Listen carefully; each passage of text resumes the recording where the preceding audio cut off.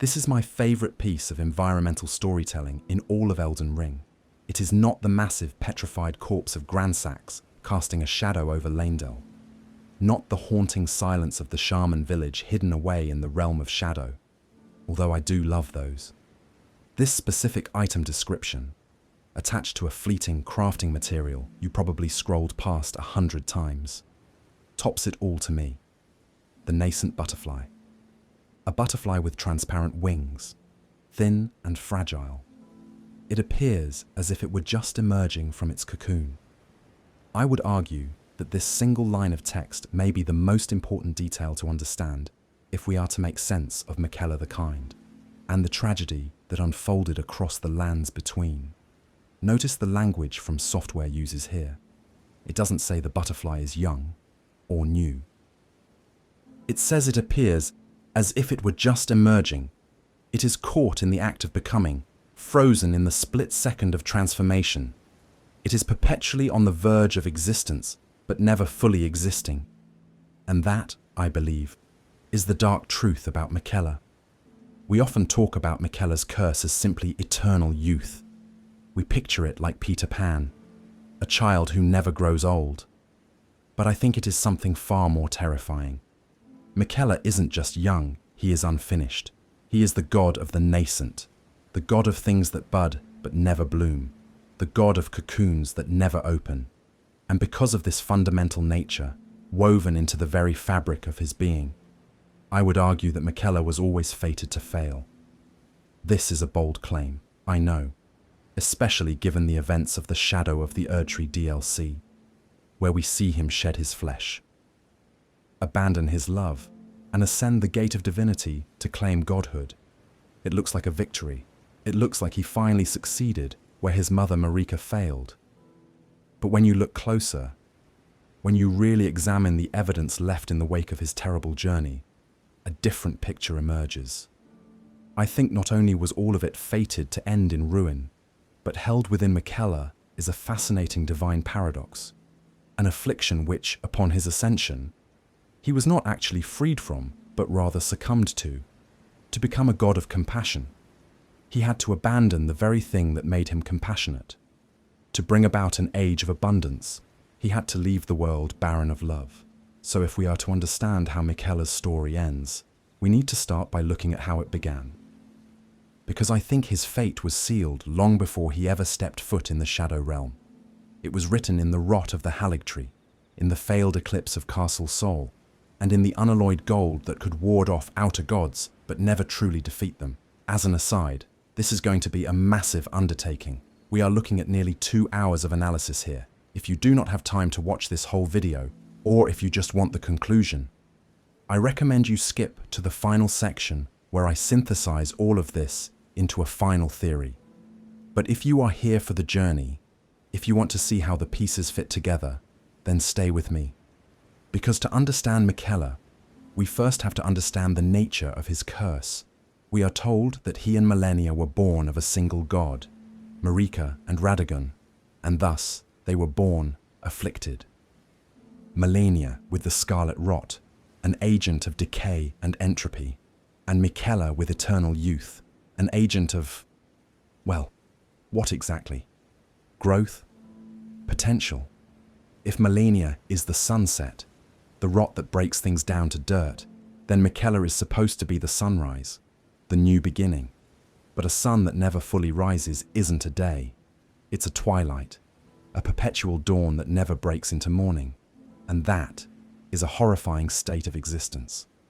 Imagine being smart enough to create incantations that stun the fundamentalists, charismatic enough to command the loyalty of clean rot knights, and powerful enough to grow a rival Erdtree, yet lacking the one thing needed to finish the job. Miquella is the genius architect who can draw the blueprints for a perfect world, but cannot lay the final brick. And I think this is why he is so drawn to Radagon. Why he is so obsessed with his Lord brother. He needed someone who represented the opposite of his curse. Radagon is a force of finality. He holds back the stars, arresting fate itself.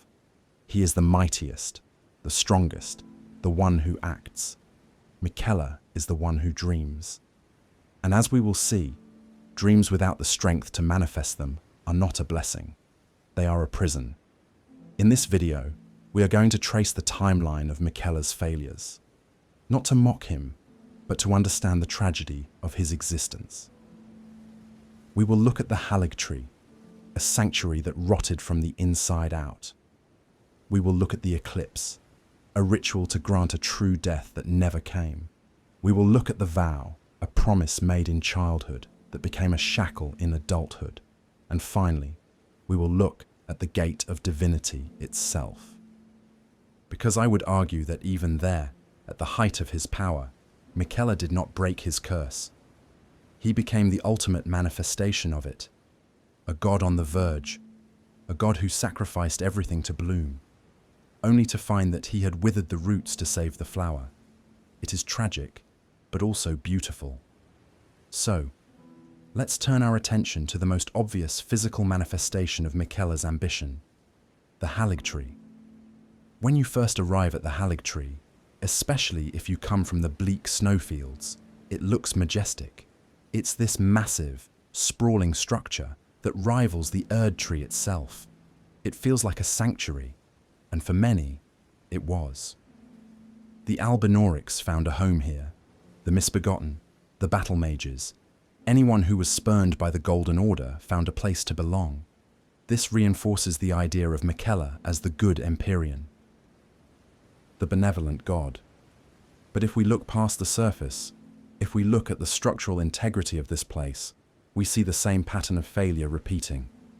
The Haligtree was created for two purposes. First, to grow a new Erdtree that wasn't dependent on the greater will. And second, and perhaps more importantly, to cure millennia of the scarlet rot. We know from the item descriptions of unalloyed gold that Miquella abandoned Golden Order fundamentalism because it could do nothing to help his sister. It was useless against the rot, so he tried to create something new. He watered this tree with his own blood. He embedded himself into its roots. He gave everything he had to make this work. And what was the result? Millennia is still rotting. In fact, she is arguably worse off at the roots of the Haligtree than she would have been anywhere else. The tree itself didn't cure her. It just became a larger vessel for her decay. Walking through the Elphael brace, you see the soldiers, Miquella's most loyal followers, literally exploding with rot. They are suicide bombers of decay, driven mad by the very thing their lord promised to cure. This is the tragedy of the Haligtree. It didn't solve the problem, it just contained it, and barely. I would argue that unalloyed gold, Miquella's great invention, works exactly the same way. We think of unalloyed gold as this perfect substance that wards off the meddling of outer gods. And it does. But look at how it works. It doesn't destroy the influence of the outer gods. It halts it. It creates a stasis. Think about the needle he gave to millennia. It stopped the rot from advancing, but it didn't remove it. Think about the needle we use in Farum Azula to tame the frenzied flame. It creates a pause, a stillness. This connects back to Miquella's curse of eternal youth. Stasis, arrested development. He can stop things from getting worse. Perhaps, but he cannot fundamentally transform them into something better. He can pause the rot, but he cannot bloom life from it. The Haligtree is a nascent Erdtree. It's a tree that never got to be the Erdtree. It's stuck. Some people will say, well, that's only because Mohg kidnapped him. If Miquella had stayed in the cocoon, he would have finished the tree and saved everyone. I don't buy it. I think Mohg's intervention was convenient, sure, but look at the state of the tree before Mohg ever arrived. It was already struggling. Miquella had to feed it his own blood just to keep it viable. That isn't sustainable growth. That is parasitism in reverse. He was killing himself to keep a dying project alive. There is a ghost in the snowfields who says something very interesting. He laments that Miquella hasn't returned, and mentions that the Haligtree is withering. The implication is that without Miquella's constant, direct intervention, his creations fall apart. They have no independent life. The Golden Order, for all its flaws, established a system that could run without Marika constantly micromanaging it. It had the Elden Ring, the laws of reality rewritten to sustain it. Miquella's order seems to require Miquella's physical presence to function. The moment he steps away, or is taken away, the rot takes over. This suggests that his age of abundance might have been a lie, or at least a misunderstanding. True abundance is self-sustaining. A forest grows without the gardener bleeding onto the soil every morning. But Miquella's garden is a hothouse. It's artificial, it's fragile, and this fragility is perfectly represented by the cocoon itself. When we find him in Mohgwyn Palace, that withered arm hanging out of the cracked egg, we are looking at the ultimate symbol of his failure. A cocoon is supposed to be a temporary shelter for transformation. You go in a caterpillar, you come out a butterfly. But Miquella didn't come out. He stayed in. He slumbered. Even before Mohg took him, he was sleeping in the tree, dreaming. He retreated into a world of sleep, St. Trina's domain, because the waking world was too resistant to his will. He couldn't fix reality, so he tried to dream a new one.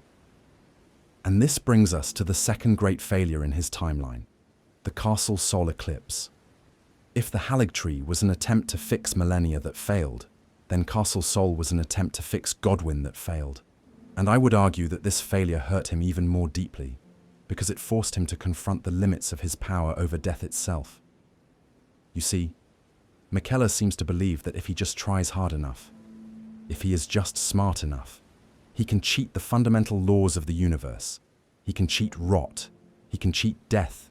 He can cheat the greater will. But the universe of Elden Ring is cruel. It demands a price. And as we will see at Castle Sol, Miquella wasn't yet ready to pay it. This brings us to the frozen wastes of the mountaintops of the giants, and specifically to Castle Sol. If you are just playing through the game casually, Castle Sol is just that annoying place with the teleporting banished knights and the Commander Nile boss fight. But for lore hunters, this place is a graveyard of Miquella's ambition. Inside the church at the top of the castle, right before the boss fog, there is a ghost, and his dialogue is absolutely heartbreaking. He looks up at the sky and says, "Lord Miquella, forgive me. The sun has not been swallowed. Our prayers were lacking. Your comrade remains soulless." This single line of dialogue opens up a massive chapter of Miquella's history that the game barely whispers about. The attempt to bring about an eclipse. Why an eclipse? And who is the soulless comrade? The comrade is almost certainly Godwyn the Golden.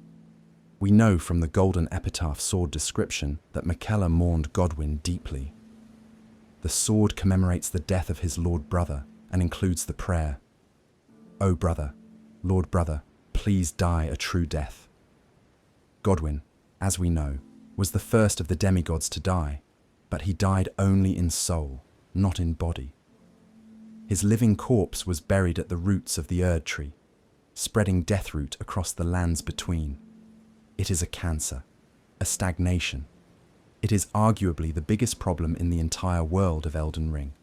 And Miquella, in his kindness, tried to fix it.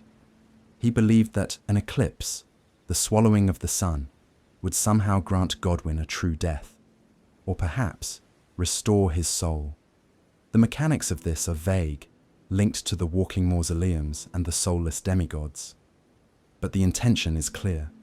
Miquella wanted to put his brother to rest. He wanted to end the unnatural stagnation of those who live in death. But notice the pattern. The ritual failed. The sun has not been swallowed. Why? Many people theorize it is because Radahn was holding back the stars. The movement of the stars and the moon is likely necessary for an eclipse, and by freezing the night sky, Radahn inadvertently, or perhaps intentionally, blocked Miquella's ritual. This gives a whole new layer of context to the Battle of Ionia. Malenia wasn't just marching on Caelid to conquer territory. She was marching to kill Radahn so the stars would move again, so the eclipse could happen, so Godwyn could be saved. It makes sense tactically, but thematically, I think there is a deeper reason the ritual failed.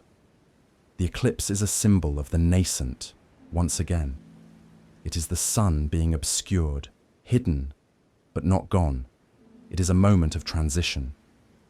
But just like the cocoon, just like the Haligtree, the transition never completes. The sun refuses to be swallowed. The world refuses to change. Miquella's power is the power of unalloyed gold, of purity. But purity is static. You cannot purify death. Death is messy. It is final. It is absolute. Miquella tried to apply his logic of fixing things to the concept of death itself, and the universe said no. This failure at Castle Sol must have been devastating. Imagine the guilt.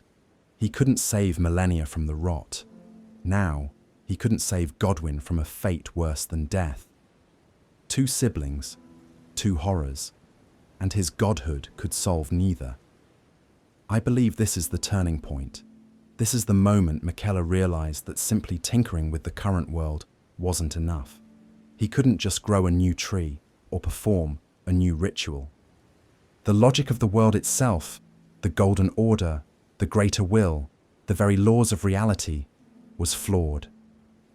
If he couldn't fix the world from within, he had to step outside of it.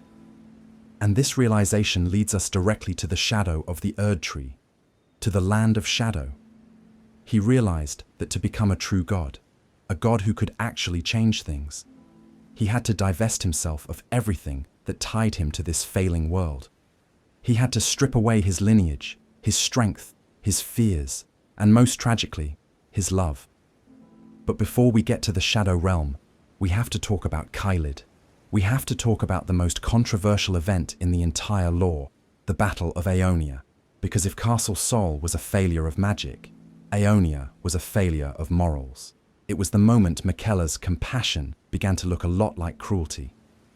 This brings us to the red-tinged hellscape of Caelid, before the shadow of the Erdtree DLC. The Battle of Aeonia was one of the biggest mysteries in the game. Why did Malenia march all the way south to fight Radahn? Was it for great runes? Was it territorial expansion? We now know the truth, and the truth is so much darker than simple conquest. It was the fulfillment of a vow. We learned from the Young Lion's armor set and the final memory in the DLC that Miquella had chosen Radahn as his consort long ago. Lord Brother, I'm going to be a god. If we honor our part of the vow, promise me you'll be my consort. The Battle of Aeonia wasn't a war. It was a proposal. Or perhaps, it was a kidnapping attempt gone horribly wrong.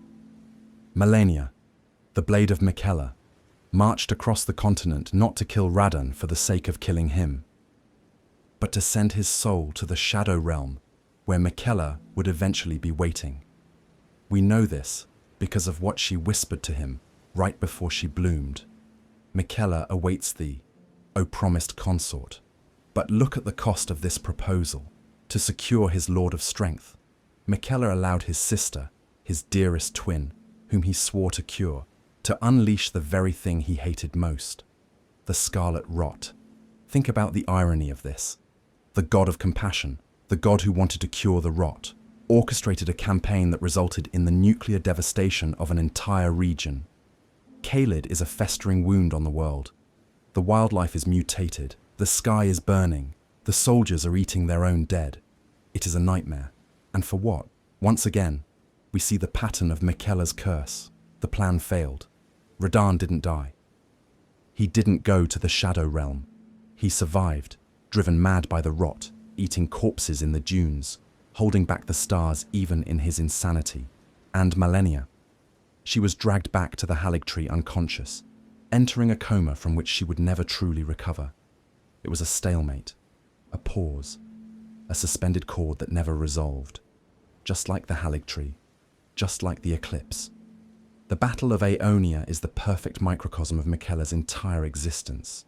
Great ambition, terrible cost, and a result that is neither victory nor defeat, but a horrifying stagnation. He broke the world, and he didn't even get what he wanted. This moment is crucial because it exposes the flaw in Miquella's kindness. His kindness is macroscopic, not microscopic. He loves the world in the abstract, but he is willing to sacrifice the actual individuals in it to achieve his vision.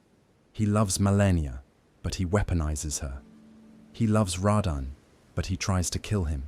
He loves his followers, but he compels their affection. And I would argue that this is where the nascent curse shifts from tragic to dangerous, because a child who cannot finish what they start is annoying. A god who cannot finish what they start is catastrophic. Miquella leaves half-finished projects everywhere: a half-grown tree, a half-dead brother, a half-rotted continent. He is a deity of loose ends. And I think deep down, Miquella knew this. He knew that his interference in the lands between only made things messier. The Golden Order was broken, but his attempts to fix it were just breaking it in different ways. He realized that he couldn't be the savior this world needed while he was still burdened by his own lineage, his own flesh, and his own doubts. He needed to be reborn. He needed to strip away the Miquella that failed at the Haligtree, failed at Castle Sol, and failed at Caelid. So he devised one final plan, a plan that required him to die, or at least to shed his mortal form. He allowed himself to be taken by Mohg. He used Mohg's obsession to gain access to the realm of shadow, the only place where a new god could be forged. This leads us to the shadow of the Erdtree, to the crosses we find scattered across the map. I abandon here my flesh. I abandon here my strength. I abandon here my fears. It sounds noble, doesn't it? A pilgrimage of shedding earthly tethers to become something pure, something divine. But there is one cross that should make your blood run cold, the one where he abandons something that no god, especially a god of compassion, should ever lose. I abandon here my love. This brings us to the stone coffin fissure, deep beneath the Cerulean coast. If the Haligtree was a monument to Miquella's ambition, the fissure is a grave for his conscience. It is here, at the bottom of the world, surrounded by putrescence and silence, that we find St. Trina.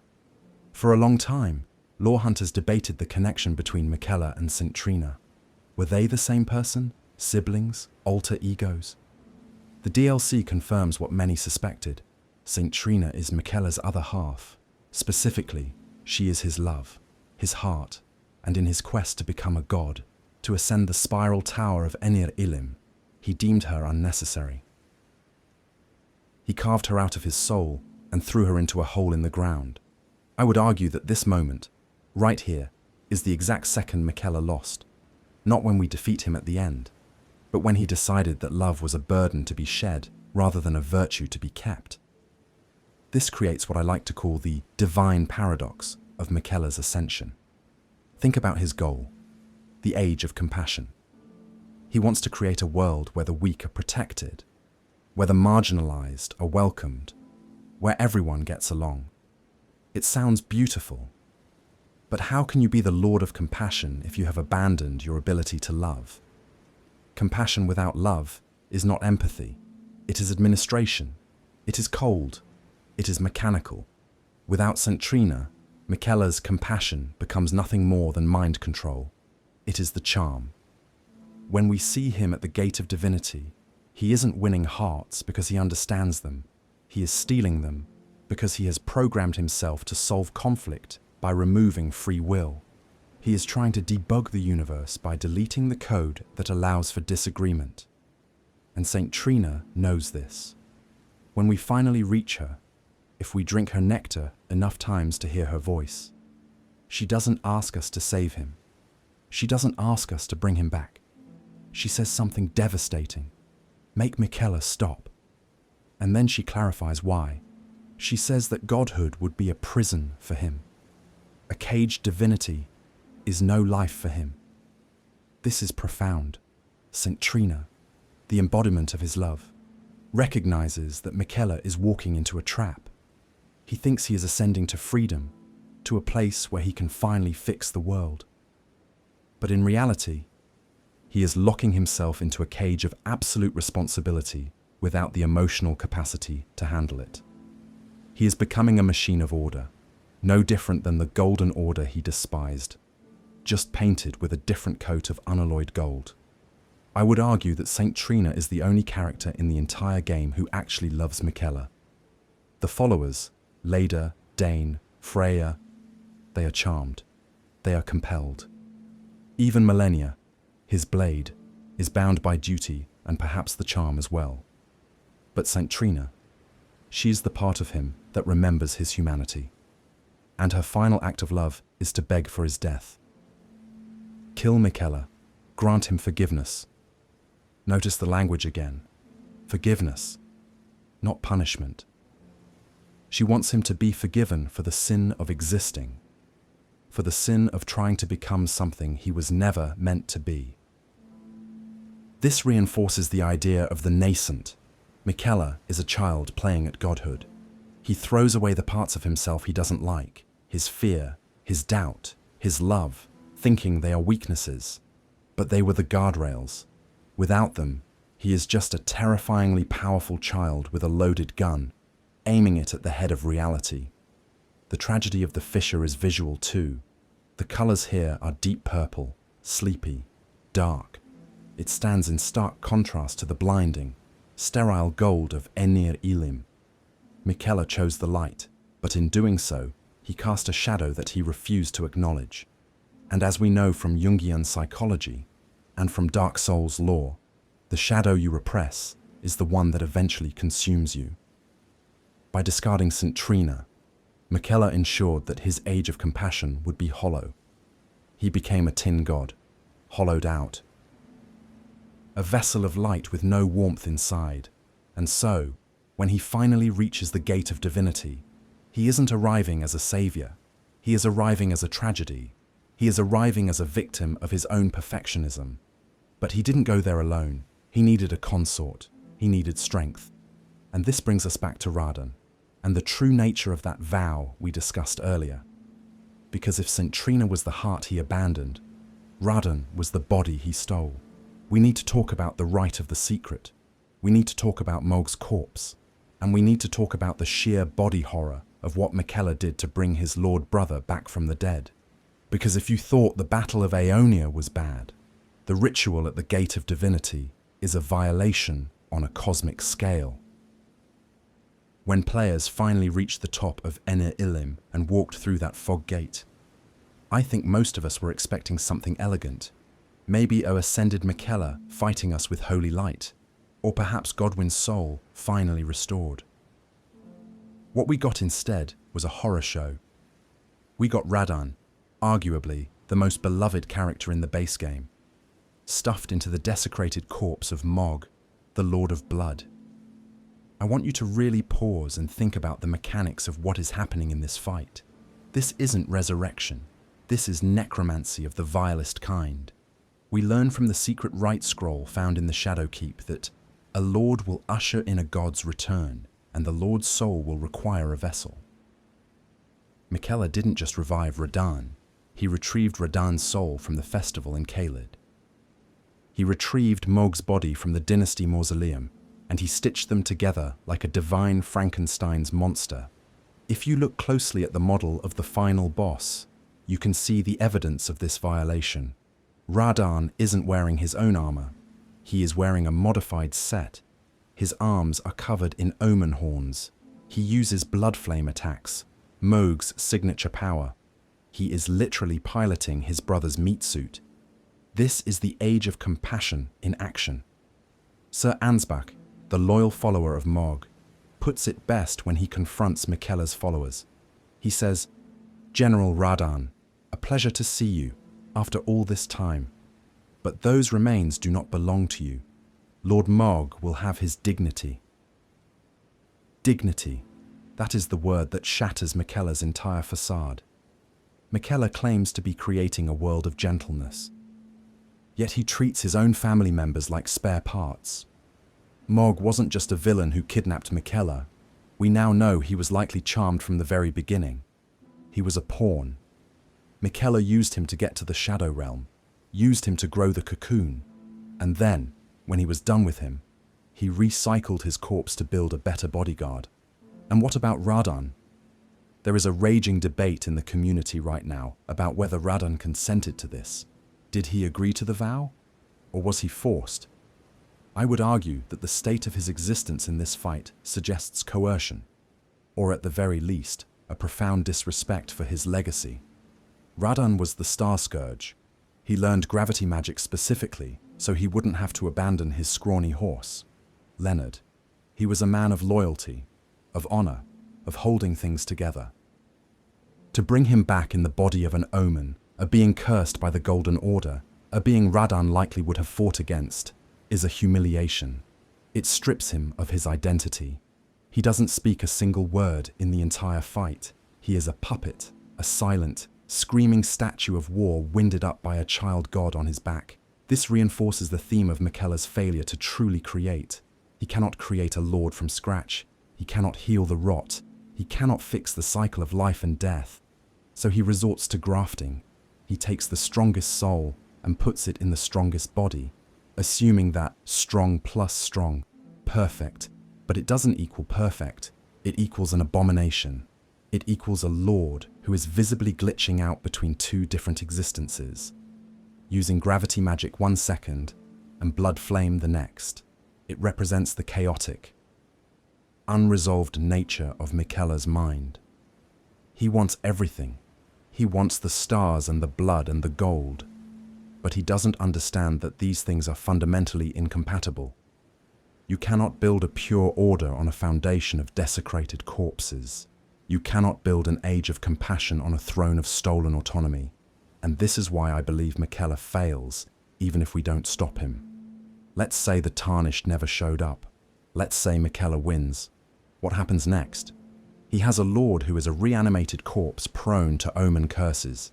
He has a physical form that is divest of love. He has a logic of compassion that relies on mind control. His order would have collapsed, not immediately, perhaps, but inevitably. The rot that he failed to cure in millennia would have manifested metaphorically in his new age. The stagnation he tried to fix in Godwyn would have returned as the stagnation of free will. The gate of divinity, that massive structure made of twisted bodies reaching for the sky, is the perfect metaphor for this. It is built on a pile of death. The Nascent built it by jarring shamans, by melding flesh together to reach the gods. Miquella looked at that history, the history of his own mother's torture, and instead of tearing it down, he climbed to the top of it. He used the same tools as the oppressors he sought to replace. He used the rite of the secret. He used the gate of corpses. He became part of the cycle he claimed to be breaking. And this brings us to the final piece of the puzzle, the Erdtree itself. Have you ever really looked at the Erdtree? I mean, really looked at it? Because for a long time, we thought it was just the shadow of the Erdtree, a reflection. But the visual design tells a different story. It isn't just a shadow, it is a parasite. Or rather, it is two trees choking each other. And I think this image, the image of two spirals winding around each other until they snap, is the key to understanding not just Miquella, but the entire philosophy of Elden Ring. This brings us to the Erdtree. If you stand in the Skadu Altus and look up, really crane your neck, you notice something disturbing about the shape of this shadow tree. It isn't a single, sturdy trunk like the Erdtree back in Lendel. It is two trunks, or perhaps a trunk and a parasite, violently twisting around each other. It looks less like a majestic plant and more like a strangulation in progress. Sap is leaking everywhere, dripping down like golden blood, collecting in the chalice behind the shadow keep. The game tells us this is the shadow of the Erdtree. But shadows don't bleed. Shadows don't twist. I would argue that the Erdtree is a visual representation of the ancient concept that Miquella tried and failed to tame. The spiral. We learn from the Spira incantation and the architecture of Belura that the Nascent culture worshipped the spiral. They believed the crucible, the primordial soup of life, moved in a current, a twisting, chaotic column reaching for the heavens. To them, godhood wasn't a straight line or a perfect golden order. It was a mess. It was horns growing on tangles. It was life eating life in a desperate climb to the top. The Golden Order, Marika's order, hated this. They tried to straighten the line. They pruned the horns. They hid the spiral. But Miquella tried to do something even more impossible. He tried to gentrify the spiral. Look at Enir-Ilim. It is a literal spiral tower, built by the Hornsent to reach the gods. Miquella climbs this tower to ascend. He uses the architecture of the messy crucible to reach his pure divinity. He thinks he can use the chaotic path to reach a peaceful destination. But just like the Erdtree, you cannot twist two opposing forces together without one choking the other. The Erdtree is crumbling. It is tilting. It is literally falling apart under the strain of its own existence. It represents the tension between the chaotic vitality of the crucible and the rigid control of the order. And Miquella is exactly the same. He is a being of pure order, unalloyed gold, trying to graft himself onto a world of chaotic vitality. Radan, Mohg, the Hornsent. The result isn't harmony, it's strangulation. When we fight Miquella, he climbs onto Radan's back. Look at the imagery there. He is clinging to him, winding around him. His hair drapes over Radan's shoulders like golden vines. It mirrors the Erdtree perfectly. Miquella is the golden vine choking the life out of the host to sustain his own bloom. This recontextualizes his entire philosophy of unalloyed gold. We always assumed unalloyed meant pure, but in metallurgy, an alloy is a mixture of metals to make something stronger. Steel is iron plus carbon. Bronze is copper plus tin. Pure gold, unalloyed gold. It is soft, it is malleable, it bends, and it is weak. A world of unalloyed gold is a world that cannot support its own weight. It requires a host. It requires a Radan, or a Haligtree, or a Mohg to prop it up. And inevitably, the soft gold suffocates the strong iron. This is why I believe the age of compassion is actually an age of parasitism. Miquella isn't an evil mastermind wringing his hands. That would be too simple.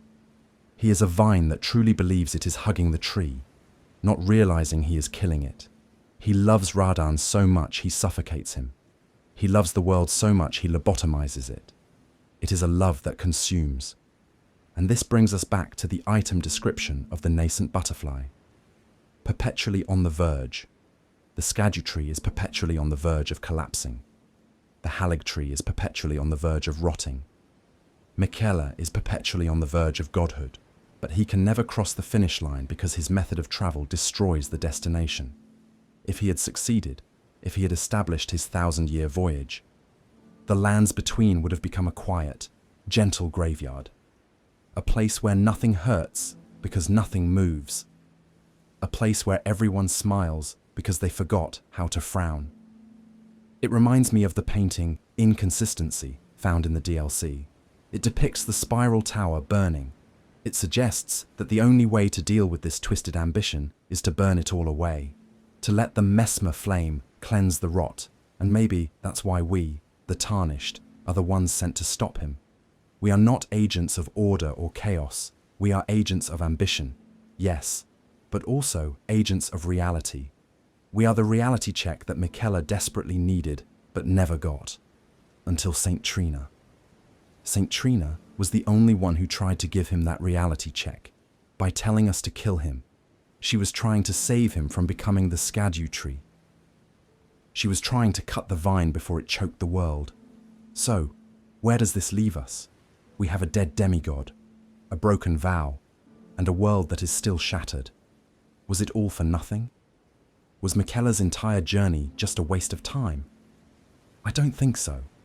I think Miquella's failure serves a crucial purpose in the overarching narrative of Elden Ring. It serves as the final rebuttal to Marika's Golden Order. Marika proved that order without flexibility leads to shattering.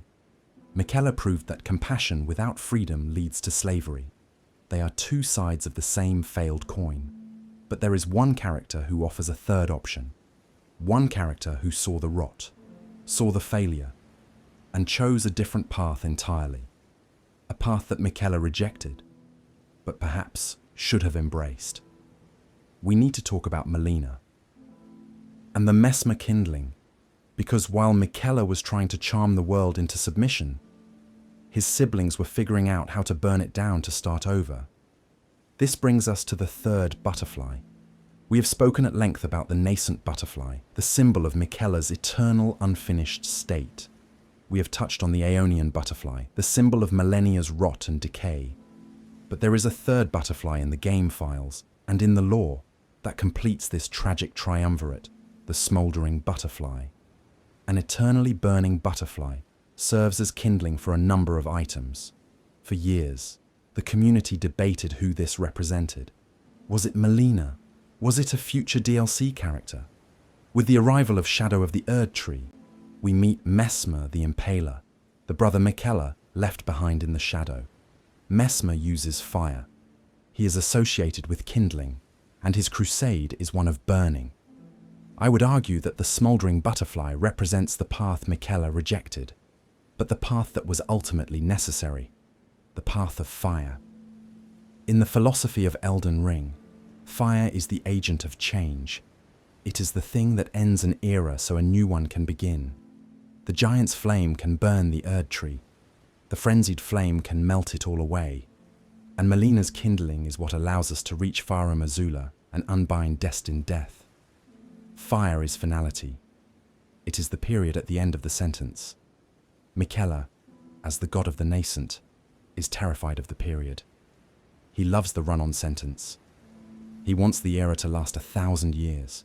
He wants the youth to last forever. He wants the Haligtree to grow without ever dying. He is fundamentally opposed to the concept of the end, and this is why he fails, because without an ending, there can be no new beginning. Look at his siblings. Mesmer understands that sometimes. For in order to exist, the old world must be purged. It is brutal, it is horrific, but it is decisive. Melina understands that the world is in a state of such disrepair that it must be burned to allow for the one who walks alongside flame to bring death back into the order. Miquella tries to cheat this. He tries to create a gentle order that bypasses the need for burning. He abandons his lineage, which includes the fire of his father Radagon and the gloam-eyed nature of his siblings, to pursue a sterile purity. But look at what happens when you remove fire from the equation. You get rot. Rot is what happens to biological matter when it breaks down but isn't burned. It festers. It creates a new, twisted ecosystem of pests and fungi. Millennia is the result of a world without fire, and Miquella, by refusing to embrace the destructive cleansing aspect of divinity, doomed himself to be surrounded by rot. He tried to cure Melina with gold, stasis, rather than fire, cleansing. He tried to cure Godwyn with an eclipse, shadow, rather than a true death. He avoided the hard solution every single time in favor of the smart solution, the compassionate solution. But sometimes, compassion requires the knife. Sometimes, the kindest thing you can do is let something end. Melina understands this. The world is in dire need of repair, and death indiscriminate. She accepts that she must burn to make this happen. She sacrifices herself not to become a god, but to become kindling, to be the fuel for someone else's ascension. Miquella sacrifices others to become a god. He uses Mohg as fuel. He uses Saint Trina as fuel. He uses Radan as fuel. The contrast is staggering. Melina is self-sacrifice for the sake of reality. Miquella is other sacrifice for the sake of a dream. And I think this is why the Tarnished, our character, is fundamentally incompatible with Miquella. We are the agent of the flame. Whether we choose the age of stars, the age of fracture, or even the lord of frenzied flame, we achieve our goal by burning the thorns, by fighting, by facing the reality of the world head-on. Miquella sidestepped reality. He went to the Shadow Realm to hide from it.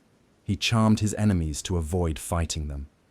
He discarded his love to avoid feeling the pain of it. He is the anti-Tarnished.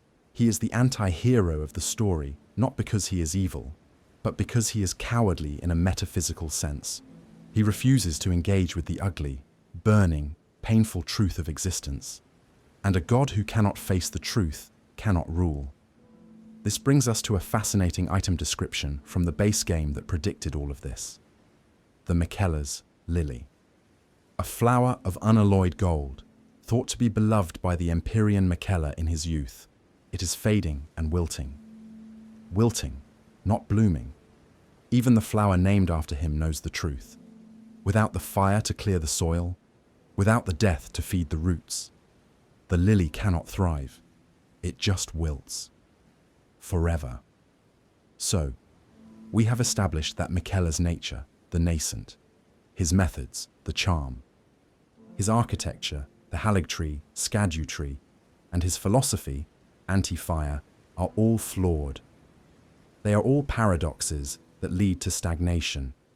But there is one more layer to this tragedy, one more victim of Miquella's ambition that we haven't discussed yet. And it might be the most important one of all. We need to talk about the Tarnished, specifically, us.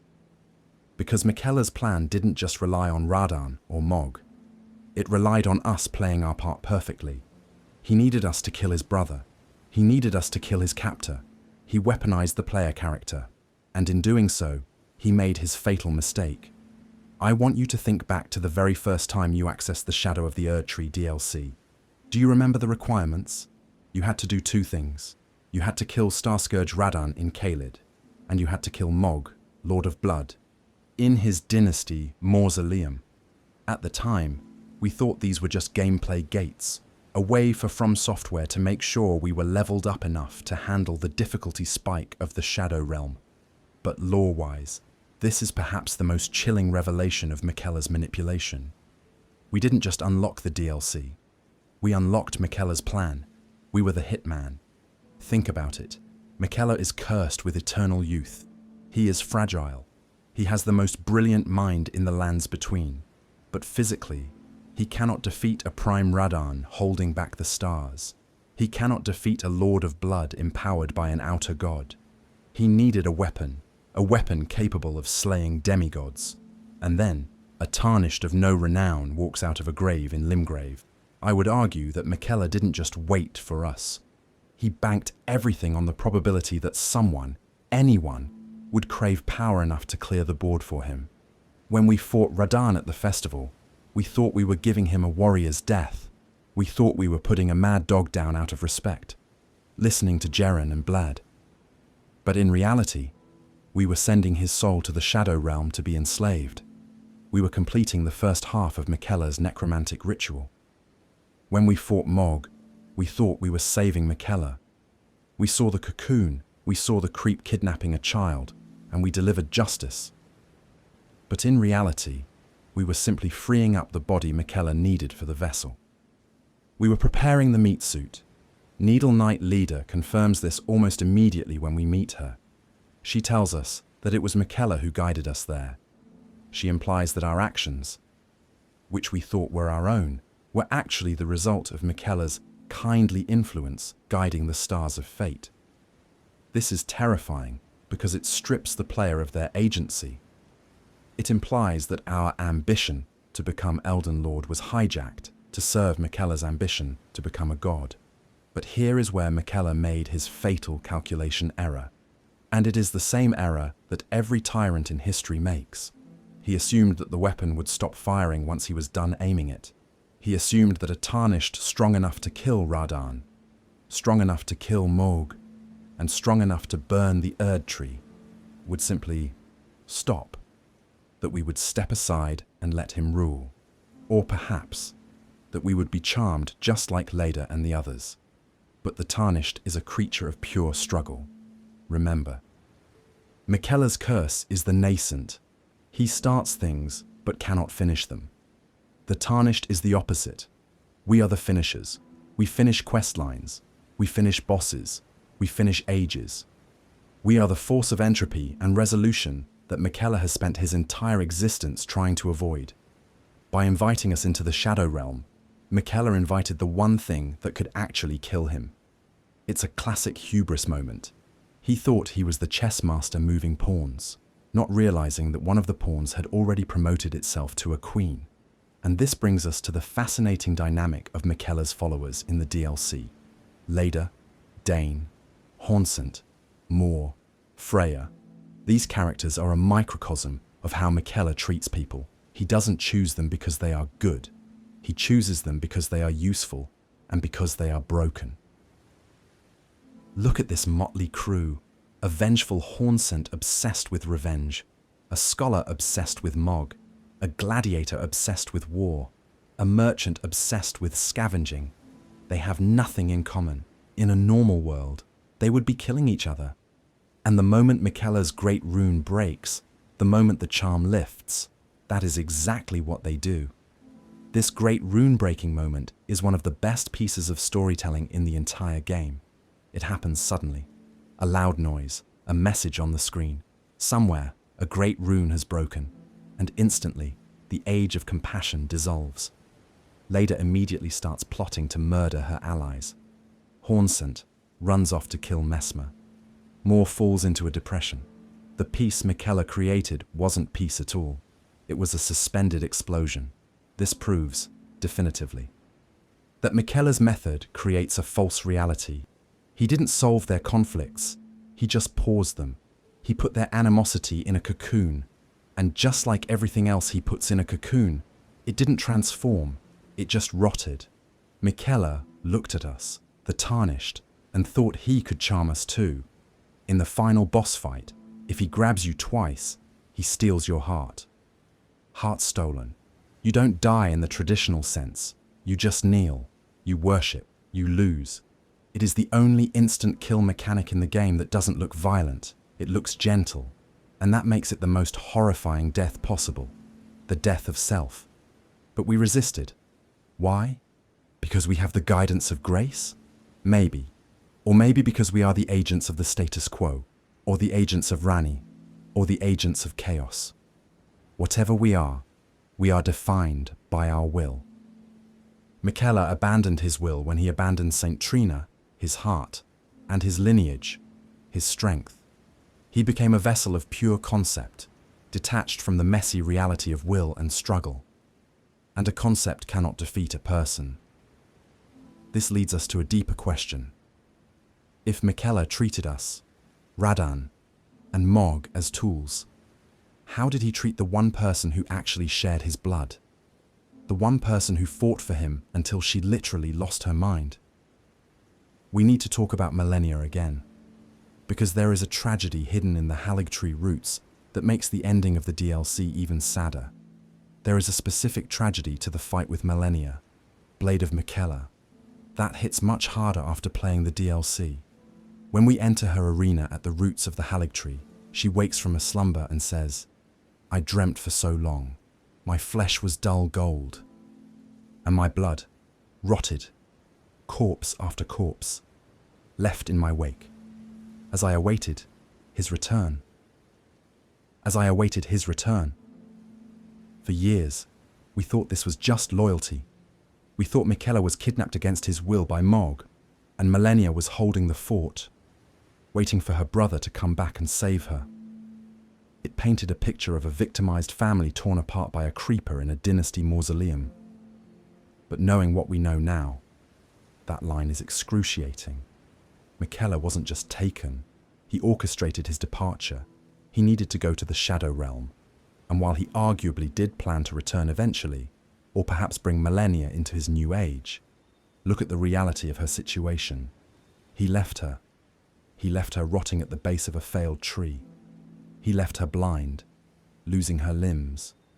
Her mind slowly eroding under the influence of the Scarlet Rot god. He allowed her to march to Caelid and bloom, accelerating her decay, just to secure his consort. Malenia calls herself the Blade of Miquella. A blade is a tool. You use it, you dull it, and sometimes you break it. And Miquella broke her. I would argue that Malenia is the biggest victim of Miquella's compassion, because her devotion to him was absolute. She believed in his vision. She believed he was the most fearsome Empyrean because he possessed the wisdom to allure people. But she didn't realize that she was arguably the first person he charmed. Now, I don't mean he used a magical spell on her like he did with Mohg. It was likely deeper than that. He charmed her with hope. He promised a cure. He promised a world where they wouldn't be cursed. And that promise became a chain that bound her to a tree for centuries while he went off to play God in another dimension. When she finally blooms into the goddess of rot in our fight, Miquella is nowhere to be found. He isn't there to use the needle. He isn't there to soothe her. She faces the rot alone, succumbing to the very thing she fought her entire life to resist, all because her brother wasn't there to hold her back. And here is the cruelest irony. To become a god capable of saving her, Miquella abandoned his love, St. Trina. Which means, even if he had returned, the Miquella coming back wouldn't have been the brother she loved. It would have been the cold, administrative deity we fight at Enir-Ilim. He sacrificed the brother she needed to become the god she thought she wanted. This completely recontextualizes the unalloyed gold needle. We find it broken in the heart of the Aeonian swamp after the fight with Commander O'Neill. We fix it for her. We give it to her. We, the Tarnished, did more to help Malenia in 5 minutes than Miquella did in the entire timeline of the Shattering. Miquella gave her a needle that stalled the rot. We gave her a death that ended it. And in the twisted logic of the lands between, maybe our violence was more compassionate than his abandonment. This brings us to a philosophical point about Miquella's childlike nature. Children are often solipsistic. They see the world only through their own needs and desires. They love people, yes, but they view people as extensions of themselves. Miquella loves Malenia because she is his sister. He loves Godwyn because he is his brother. He loves Radan because he is his promised consort. But does he ever ask what they want? Did Godwyn want an eclipse? Or did he accept his death? Did Radan want to be a consort? Or did he want to hold the stars? Did Malenia want to rot in a tree? Or did she just want to be with her brother? We never hear Miquella ask a question. He only makes declarations. I will create an age of abundance. I will unbind the stars. I will save you. It is a unilateral kindness, a kindness that is imposed from the top down, and kindness without consent is just tyranny with a smile. If you look at the layout of the Haligtree, it is a fortress.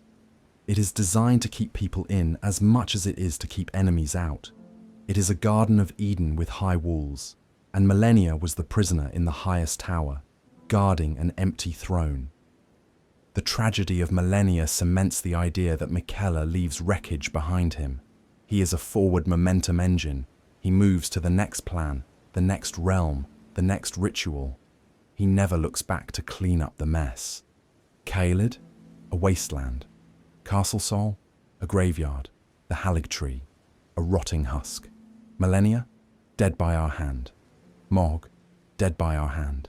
St. Trina, abandoned in a pit. This is the trail of compassion. It looks a lot like a trail of tears. So, we have examined the victims. We have examined the methods. Now, I want to pivot to the philosophy itself. I want to talk about the age of compassion as a political and metaphysical concept. Because Miquella's goal wasn't just to save his family. It was to rewrite the laws of reality. He wanted to banish the concept of strife. But what happens to a world without strife?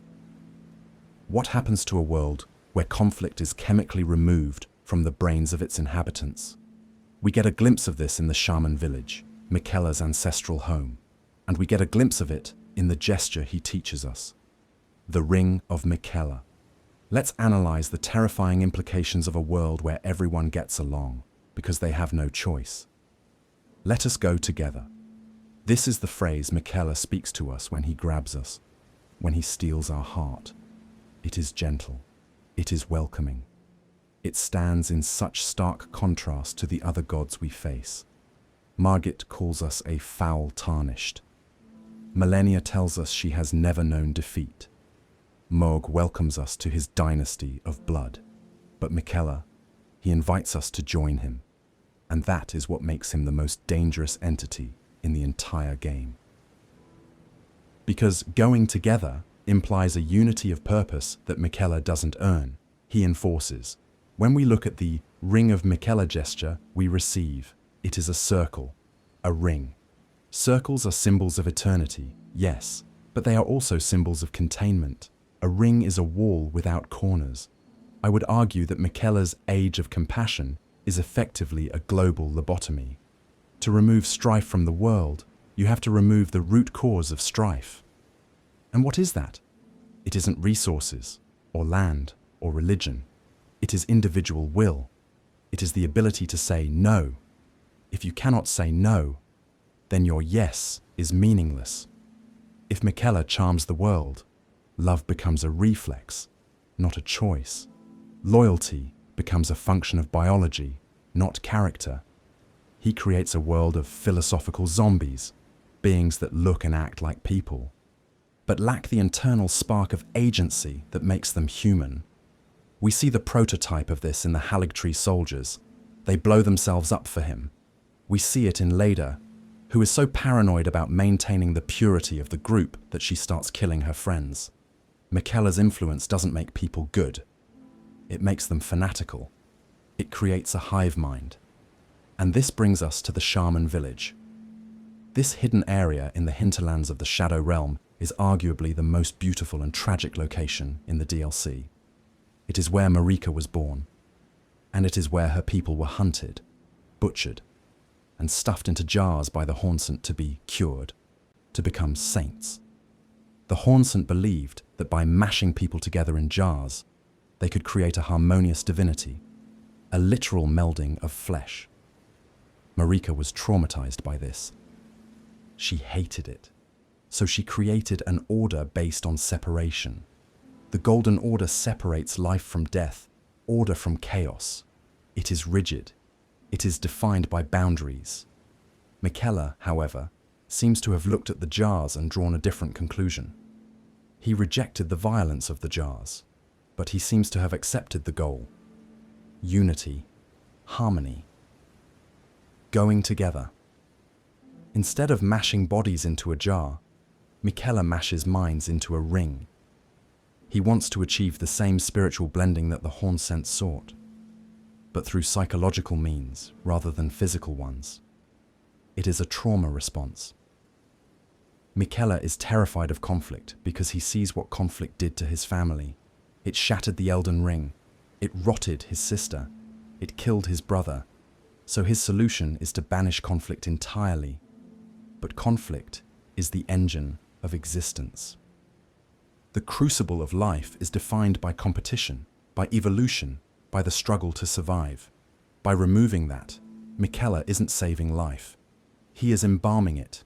The Age of Compassion is a sterile hospital room where everyone is sedated. It is safe, yes. No one gets hurt. But no one truly lives either. This is why St. Trina calls it a prison, a cage. And notice the specific imagery of the Gate of Divinity again.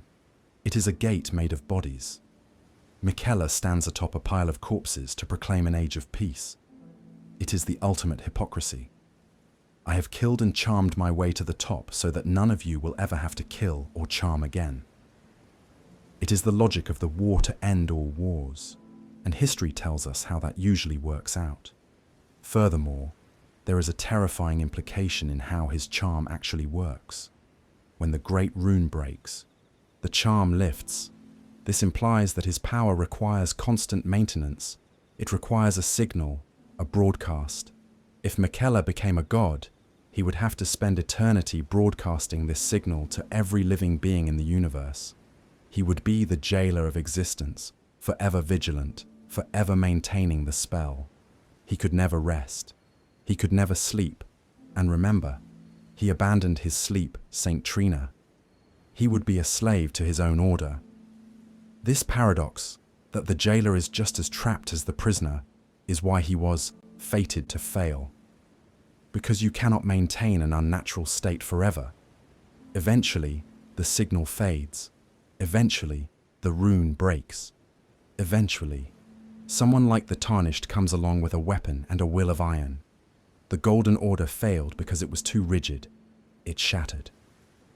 Miquella's order would fail because it is too soft. It would dissolve.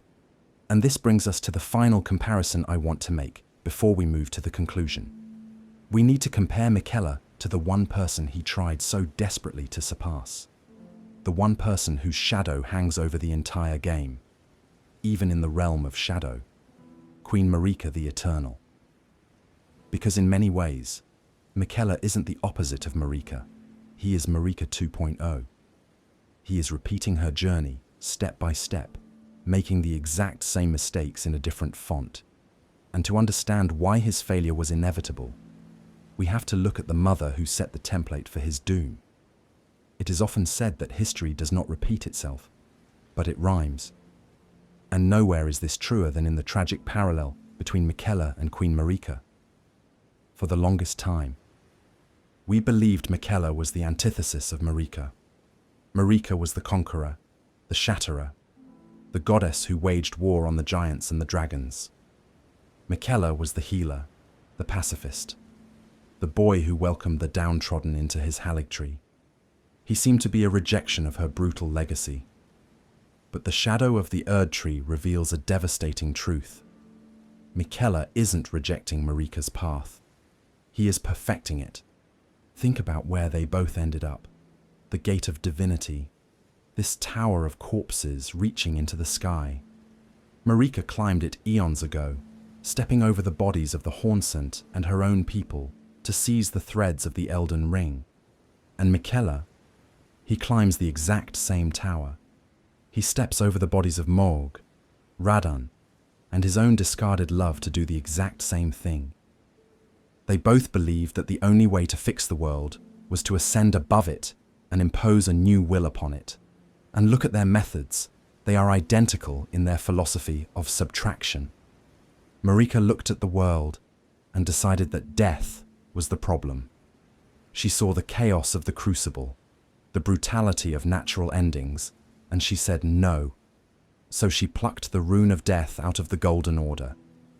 She tried to create an eternal world by removing the mechanism of finality. And what happened? The world stagnated. Godwyn became a soulless husk. Those who live in death infested the catacombs. By removing a fundamental part of reality, she broke reality. Now look at Miquella. He looked at the world and decided that strife, or perhaps emotion, was the problem. He saw the wars, the shattering, the pain of loss, and he said no. So he plucked love, St. Trina, out of his own soul. He tried to create a compassionate world by removing the mechanism of passion. He is making the exact same mistake. He is trying to edit the code of existence by deleting the lines he finds inconvenient. Marika removed death and created a world that could not die.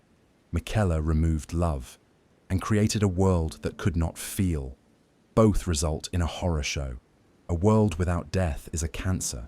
A world without feeling is a coma. This parallel becomes even starker when we look at how they treat their shadows. Marika had a shadow self, Messmer, and perhaps the Gloam-Eyed Queen, that she hid away in a different dimension to do her dirty work. She locked Messmer in the realm of shadow to burn the Nascent, keeping her hands clean in the lands between. Miquella does the same. He dumps St. Trina in the fissure. He uses us to kill Radahn and Mohg. He keeps his hands clean while standing atop a mountain of necessary violence. Even their defining visual traits are mirrors of each other. Marika is often depicted with a single braid, or missing a braid. Miquella eventually divests himself of his hair, leaving it behind on crosses, stripping himself bare. But the deepest irony is found in the concept of the cage. Marika eventually realized her mistake. She realized that the Golden Order had become a prison, a cage that trapped her as much as it trapped everyone else. That is why she shattered the Elden ring. She wanted to break the stalemate. She wanted to reintroduce struggle, chance, and maybe even death back into the world. She tasked the blacksmith Hugh with forging a weapon capable of slaying a god, capable of slaying her, to free the world from her own creation. Miquella hasn't learned this lesson yet. He is running headfirst into the cage Marika just broke out of. He is building a new golden order, just painted with unalloyed gold. He is constructing a new prison of compassion that will be just as rigid, just as stifling, and just as doomed to shatter as the one his mother built. This is why I believe Miquella was fated to fail, because he didn't study history. He experienced it, he suffered from it, but he didn't understand it. He thought the problem with the Golden Order was the golden part, the specific laws. He didn't realize the problem was the order part, the attempt to control the uncontrollable. You cannot impose a perfect order on a chaotic universe. The universe will always fight back. The rot will bloom, the flame will burn, the stars will move. Miquella is a tragedy because he is trapped in a generational cycle of trauma. Marika was traumatized by the Hornsent, so she created an order that oppressed Omen, Hornsent. Miquella was traumatized by that order, so he created an order that suppresses the free will that allowed the trauma to happen. It is a reaction, not a solution. He is a child trying to build a pillow fort to keep the monsters out, not realizing that by sealing the exits, he is trapping himself in the dark with them. So, if Miquella is Marika 2.0, and if his plan was flawed from the start, does that mean he is a villain? Is he the Griffith of Elden Ring, as so many people like to say? I think villain is too simple a word for From Software games. Villain implies malice. Villain implies an enjoyment of suffering. Miquella doesn't enjoy suffering. He hates it. He hates it so much he is willing to destroy himself to stop it.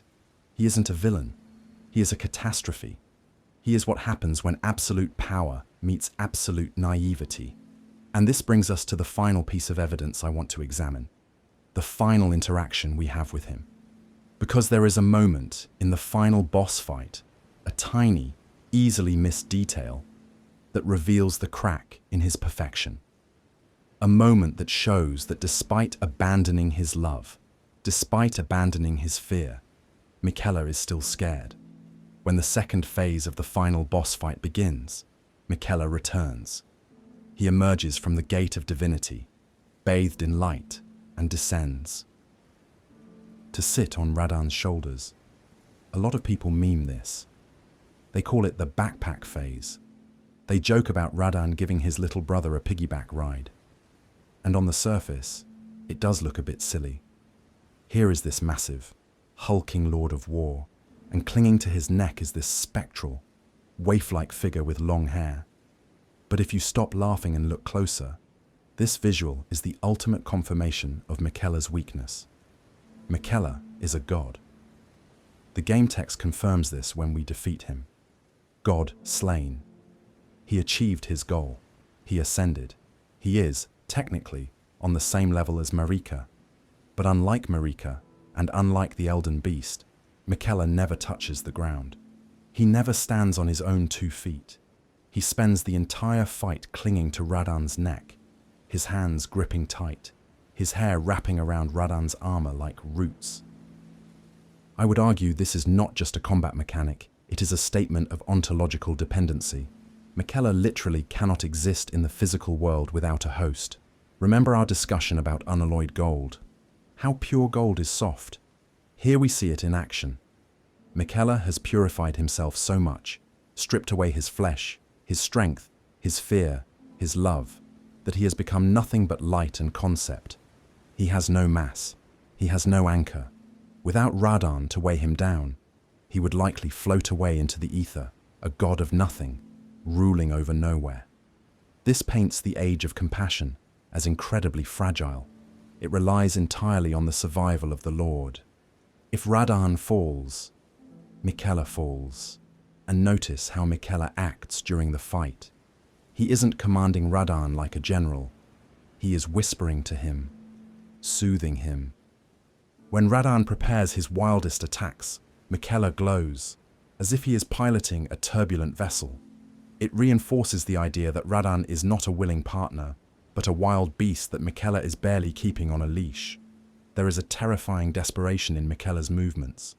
When he casts his Light of Miquella nuke attack, he raises his hands to the sky, begging the cosmos for power.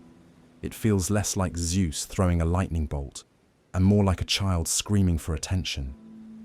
And then there is the grab attack. I mentioned it before, but I want to analyze the animation. Miquella leans forward, almost falling off Radahn, to embrace us. Let us go together. It looks like a hug. This is a god who kills you with a hug because he is terrified of being alone. He abandoned Saint Trina, the only person who truly knew him. He abandoned Millennia, the only person who truly fought for him. And now, at the peak of his power, he is clinging to the reanimated corpse of his brother and trying to hug his enemy into submission. This isn't the behavior of a triumphant deity. This is the behavior of a lonely child who has broken all his toys and is trying to force the last two remaining figures to play with him. And the game knows this. That is why the reward for beating him isn't a cutscene of Miquella realizing his mistake. It isn't a dramatic monologue. It is silence and a memory. After you defeat the final boss, you can interact with a small golden light remaining in the arena. It triggers a memory, a flashback to a time before the shattering, before the Haligtree, before everything went wrong. We see a young Miquella, sitting alone in a dark void, making his vow. Lord Brother, I'm going to be a god. If we honor our part of the vow, promise me you'll be my consort. This memory is the final nail in the coffin of Miquella's tragedy. Because of the silence, Radahn isn't there. We don't hear Radahn say yes. We don't see Radahn shaking his hand. We don't see Millennia witnessing it. It is just Miquella sitting in the dark, talking to himself, or perhaps talking to an empty chair. This ambiguity changes everything. Did Radahn ever agree? Or was this entire vow just a child's wish that he projected onto his big, strong brother? Did Miquella convince himself that Radahn agreed because he needed it to be true? I'm going to be a god. He says it with such conviction, but in that memory, he looks so small. He looks like a kid building a castle in the air. And I think that is the crack in his perfection. Miquella lives in a world of his own making. He charms people not just to control them, but to make them fit into the script he has written in his head. In Miquella's head, Radahn is his loyal consort. In Miquella's head, Millennia is waiting happily. In Miquella's head, the world is just one ritual away from being fixed. But reality keeps intruding. Radahn fights back. Millennia rots. The Tarnished refuses to kneel. The memory reveals that the Age of Compassion was founded on a delusion. The delusion that if you just wish for something hard enough and sacrifice enough for it, the universe will give it to you. But the universe of Elden Ring doesn't work on wishes. It works on will. And Miquella's will was fundamentally broken because it was based on a lie he told himself in the dark. So, we have reached the end of the timeline. Miquella is dead. His age is over before it began. The Tarnished stands victorious, or at least, surviving.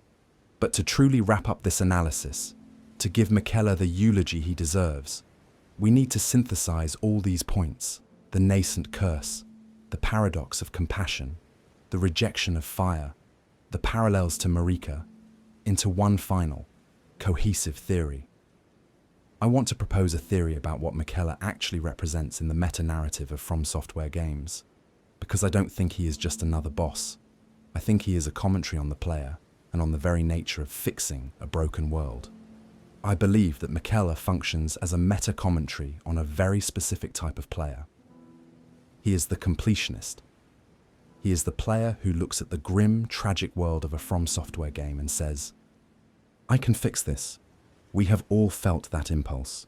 You play Dark Souls and you want to save Solaire. You play Bloodborne and you want to save the little girl. You play Elden Ring and you frantically search the wiki to see if there is a way to save blood or EG. We want the golden ending. We want the outcome where everyone survives, the curse is lifted, and the credits roll over a happy kingdom. Miquella is the in-universe embodiment of that desire. He looks at the Scarlet Rot and says, I will fix it.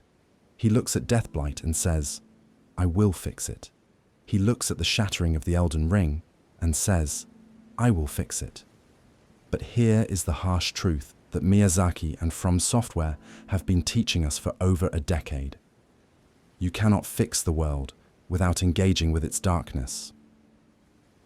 Miquella's failure is a rejection of the very genre of the world he inhabits. He is trying to force a high fantasy, noble bright logic onto a dark fantasy, entropic reality. He wants the reward without the struggle. He wants the Age of Stars outcome, a new order, but without Ranni's willingness to walk into the dark, chilly night. Let's contrast Miquella with Ranni for a moment, because Ranni is the only other Empyrean who actually succeeds in ascending to godhood and changing the world. Why does Ranni succeed where Miquella fails? Ranni accepts fear when she kills her two fingers, when she discards her great rune, when she asks us to be her consort. She is very clear about the nature of her order.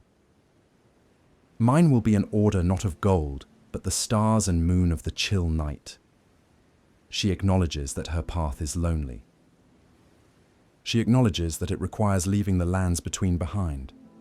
She accepts the fear, doubt, and loneliness that come with true freedom. Miquella does the exact opposite. He literally physically removes his fear and doubt and leaves them on crosses. He refuses to engage with the negative emotions necessary for growth. By removing fear, he removes caution. By removing doubt, he removes self-reflection. Ranni is the adult of the story. She accepts that growing up means leaving the nest, facing the cold, and making hard choices that might hurt people, like Godwyn, but are necessary for independence. Miquella is the child of the story. He wants to stay in the nest, the Haligtree cocoon. He wants to make the scary things go away, charm. He wants to create a world where he never has to feel lonely or afraid ever again. And this is why his age of compassion is doomed. Because a world without fear is a world without courage. A world without doubt is a world without wisdom. Miquella wants to pause the game on the victory screen forever. But life, and the crucible, and the greater will, is motion. It is the cycle of light and dark, life and death. You cannot pause it. You can only ride the wave. This metatextual reading explains why Miquella feels so alien to us as the player by the end. In the beginning, we align with him. We want to help Malenia. We want to solve the mysteries. But as we progress, as we fight through the messiness of the world, we realize that Miquella's sterile perfection is actually more horrifying than the rot itself. The rot is natural. The charm is artificial. And I think there is an alchemical layer to this as well. We know From Software loves alchemy. The rebes, the divine hermaphrodite, the union of opposites, is a key concept in alchemy. Marika and Radagon represent this. Red and gold, male and female. Miquella attempts his own alchemical union. He tries to fuse his white unalloyed gold with Radagon's red lion spirit. He tries to fuse the ephemeral soul with the physical body. But true alchemical transmutation requires putrefaction. It requires the substance to rot and break down before it can be reborn. Miquella tries to skip the rot. He halts it in Malenia. He avoids it in himself. He tries to jump straight to the rubedo, the red-gold perfection, without suffering through the nigredo, the blackening death.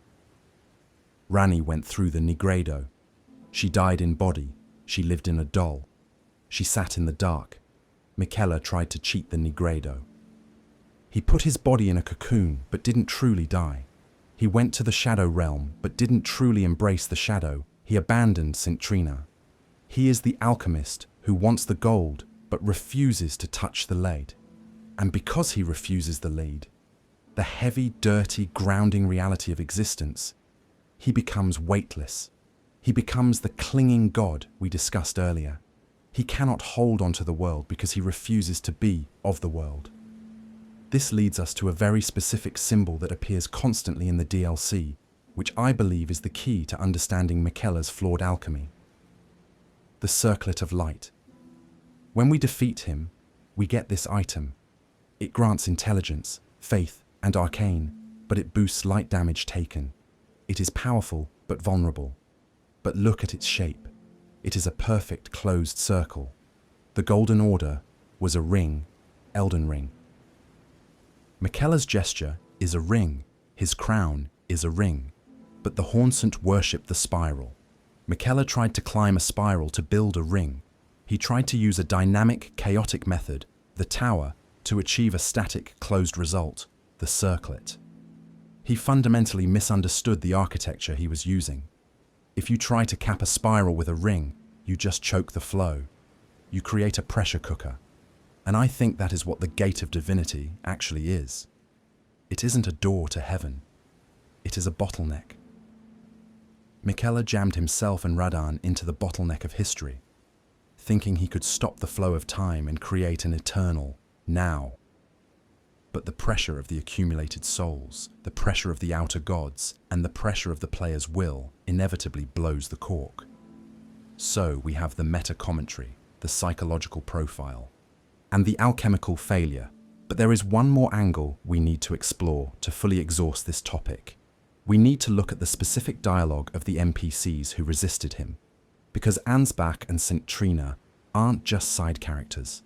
They are the voice of the game's moral compass, and what they say about Miquella reveals the specific nature of his sin. It isn't just that he abandoned love, it's how he did it. It's the dignity argument again.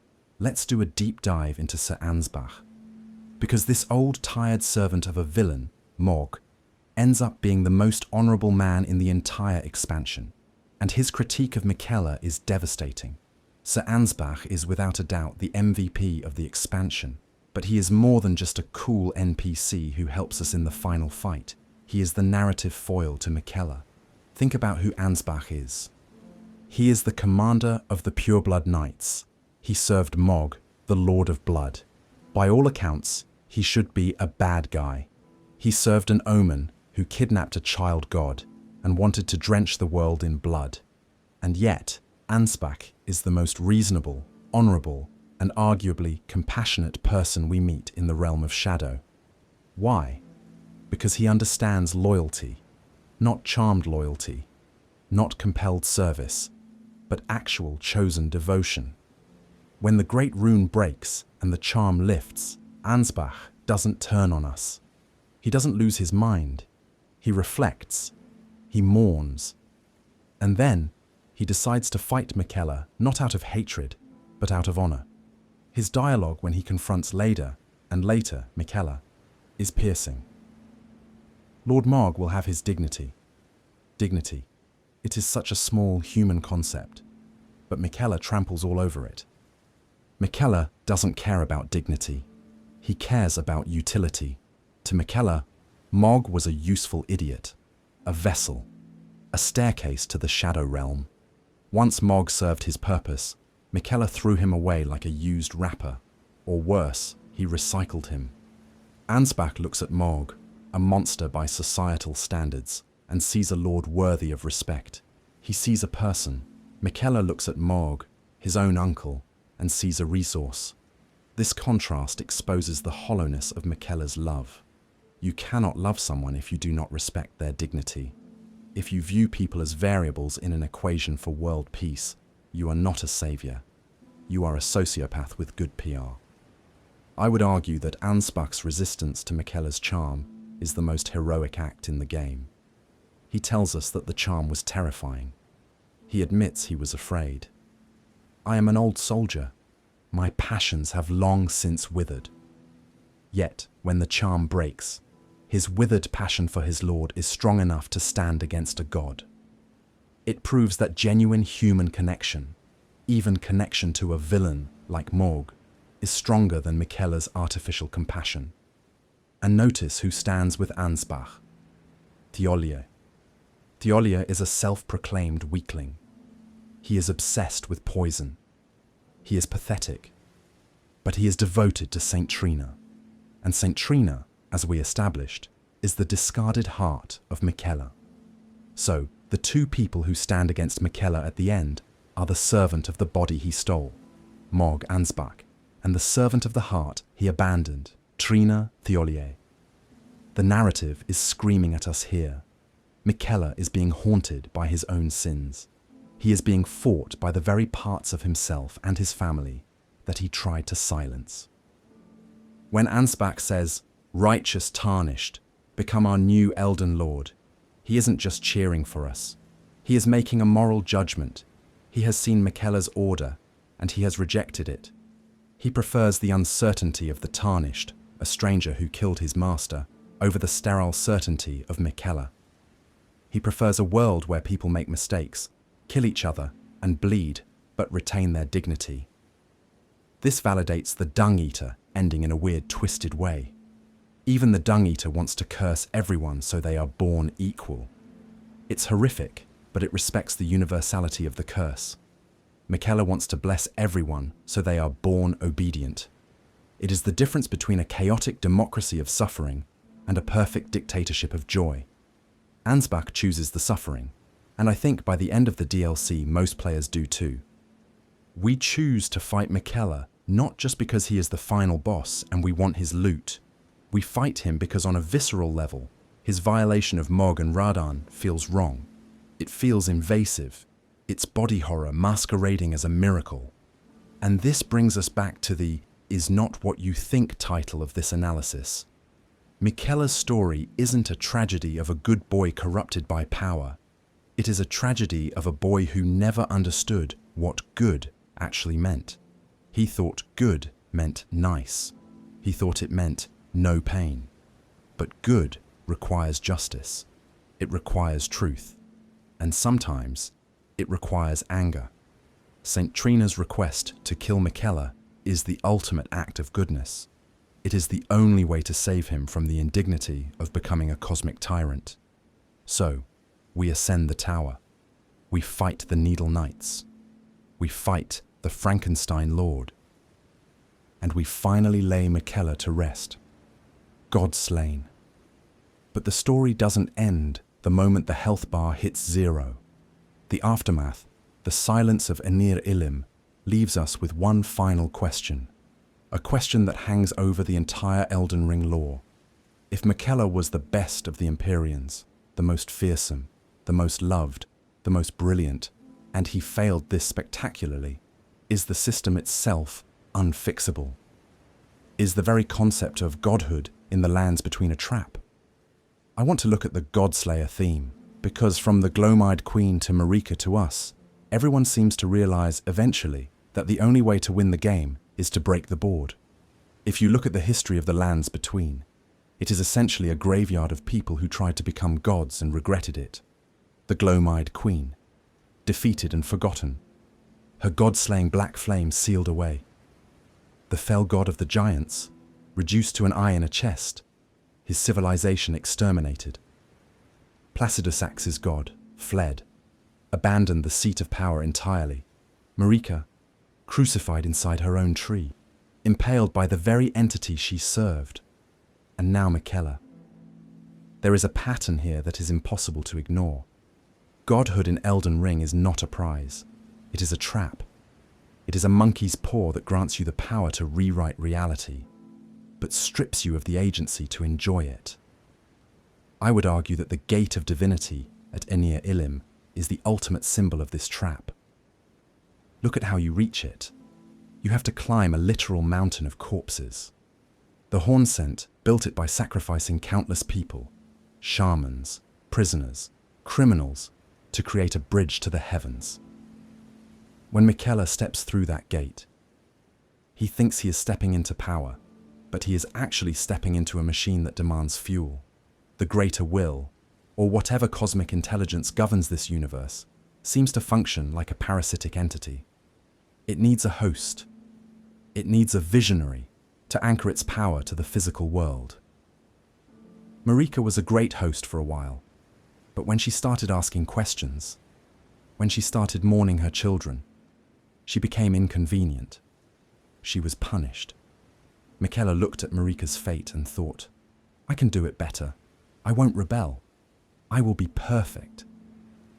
But perfection is the problem. A perfect host is a slave. Saint Trina understood this. I keep coming back to her line about caged divinity because it is the thesis statement of the entire DLC. She saw that Miquella was about to trade his humanity for a pair of golden handcuffs. And this is where Ranni the Witch becomes the most important counter-argument in the lore. I know I mentioned her before, but we need to look at the spatial difference between her journey and Miquella's. Miquella goes up. He climbs the Haligtree. He climbs the Shadow Keep. He climbs the spiral tower of Enir-Ilim. He reaches for the light, for the sky, for the gold. Ranni goes down. She goes deep underground to the Noxtella. She goes to the Lake of Rot. She goes into the dark, chilly void of the stars. In From Software's visual language, up usually represents hubris and order. Down usually represents truth and the abyss. By climbing up, Miquella was following the path of Icarus. He was flying towards the sun that would inevitably melt his wings, or in his case, his resolve. Ranni went down into the dark and found freedom. She realized that to truly break the cycle, you don't replace the order with a nicer order. You take the order and you leave. You remove the Elden Ring from the equation entirely so that the world can exist without the constant meddling of gods. Miquella wanted to be the best meddler. Ranni wanted to stop the meddling. And this is why Miquella fails. He is trying to fix the system using the system. He is using great runes. He is using consorts. He is using the gate of divinity. He is using all the tools of the Golden Order to try and dismantle the Golden Order. It's like trying to put out a fire with gasoline. Just because you filtered the gasoline to be unalloyed, it's still fuel. This tragedy is compounded by the fact that Miquella likely knew about the gloam-eyed queen. He likely knew about the seduction and the betrayal that Marika participated in. He had all the history books. He was a genius scholar. And yet, he walked right into the same meat grinder. Why? Hubris, the fatal flaw of the Empyrean. He believed that his compassion made him immune to the corruption of power. He thought, Marika failed because she was ruthless. I will succeed because I am kind. But power doesn't care about your intentions. It only cares about your capacity to wield it. And to wield absolute power, you must become absolute. You must shed the parts of you that hesitate. You must shed the parts of you that love. And once you shed those things, are you still kind? Or are you just a highly efficient administration algorithm? Miquella's great rune description says it retains the charm of his childhood. It suggests that he never truly grew up. He remained the nascent child, viewing the world through a lens of simplistic morality, good versus bad, kindness versus pain. But the world of Elden Ring is not simple. It is complex. It is a world where the Omen are cursed, but also blessed by the Crucible. It is a world where rot is death, but also the cycle of rebirth, the scarlet flower blooms. It is a world where fire destroys, but also cleanses. Miquella rejected this complexity. He wanted a simple world, and the universe crushed him for it. So, we have established that godhood is a trap, and Miquella walked into it.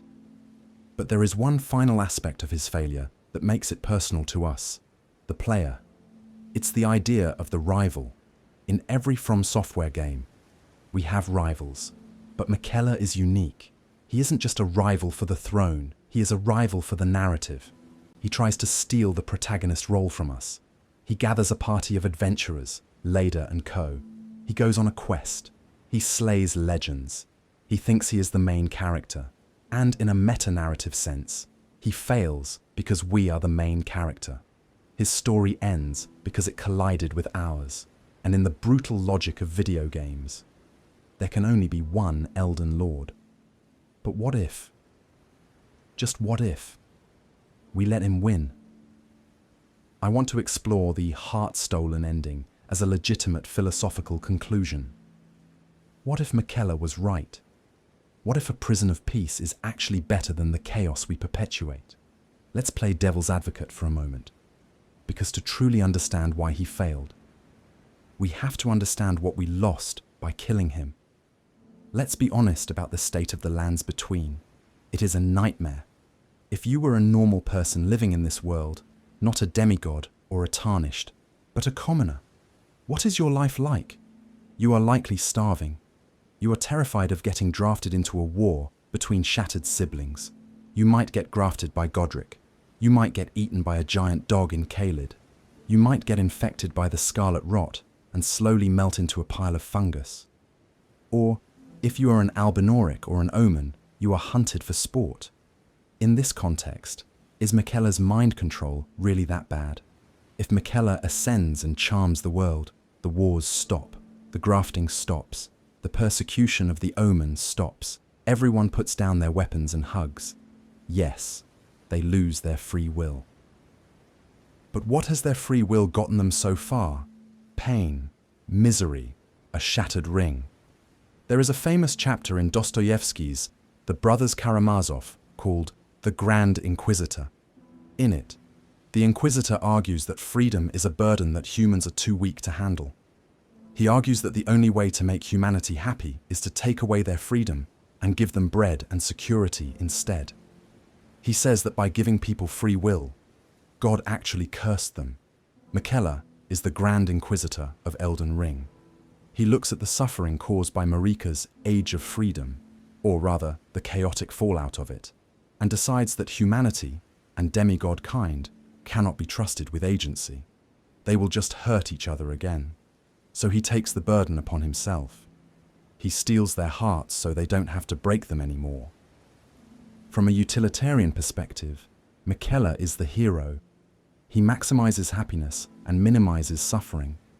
But the game, and by extension, Hidetaka Miyazaki, rejects this utilitarian calculus, and it does so through the mechanics of the heart-stolen ending. When Miquella grabs you the second time, you don't take damage.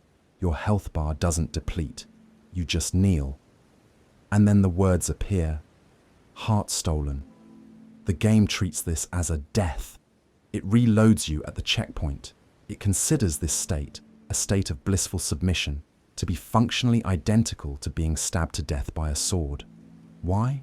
Because in the philosophy of Souls games, existence is defined by struggle, by the will to power. If you are not struggling, if you are not making choices, you are not alive. You are just furniture in a perfect room. The tragedy of Miquella is that he truly believes he is saving us. When he grabs us, his voice is so tender. I promise you, 1,000-year voyage guided by compassion. He isn't mocking us. He is pleading with us to stop fighting, to stop hurting ourselves, to just let go. But we can't, because we are the Tarnished. We are the ones who were spurned by grace and came back anyway. We are the embodiment of stubbornness. And I think this brings us back to the Nascent curse in a fascinating way. Miquella's Age of Compassion is essentially an attempt to return the world to the womb. Think about the imagery of the cocoon. The womb is a place of safety. It is a place where you are fed, where you are warm, where you have no responsibilities and no choices. It is unalloyed safety, but you cannot stay in the womb forever. Eventually, you have to be born. You have to enter the cold, bright, loud world and scream. Miquella wants to turn the entire universe into a global womb, a place of eternal safety where no one ever has to grow up. And that is why he is fated to fail. Because life wants to grow. The crucible wants to spiral. The rot wants to bloom. The fire wants to burn. The universe of Elden Ring is biologically wired for change, and Miquella is trying to arrest that change in a state of permanent, golden childhood. He is fighting biology itself. There is a profound sadness in fighting him because of this. We aren't just fighting a tyrant, we are fighting a child who is terrified of the dark. We are fighting the part of ourselves that wishes everything was easy. When we kill him, we are effectively saying, No, we choose the pain. We choose the war. We choose the rot, because at least those things are real. It is a choice between a beautiful lie and an ugly truth. And true to the dark fantasy genre, the protagonist always chooses the truth, no matter how much it hurts. This devil's advocate position highlights why Miquella is such a compelling antagonist. He isn't Sauron. He isn't purely evil. He is a utopian. And utopias are always dystopias in disguise, because they require the elimination of dissent. But there is one final layer to this tragedy. Miquella didn't just fail philosophically. He failed practically. Even if we agreed with him, even if we wanted to let him win, his plan was structurally flawed because of who he chose to build it with. We need to talk about the nature of his consort one last time. Not about the morality of it, but the utility of it. Why Radahn? Why not Malenia? Why not Godwyn? I believe Miquella chose Radahn not just because of strength, but because of a fundamental misunderstanding of what kindness requires. He thought he needed a Lord of Strength to enforce his kindness. He thought he needed a tank. But kindness doesn't need a tank. It needs a healer. Miquella's choice of Radahn as his consort reveals the most fundamental contradiction in his philosophy. He wants to build an age of compassion, yet he specifically sought out the mightiest warrior in history to be his enforcer.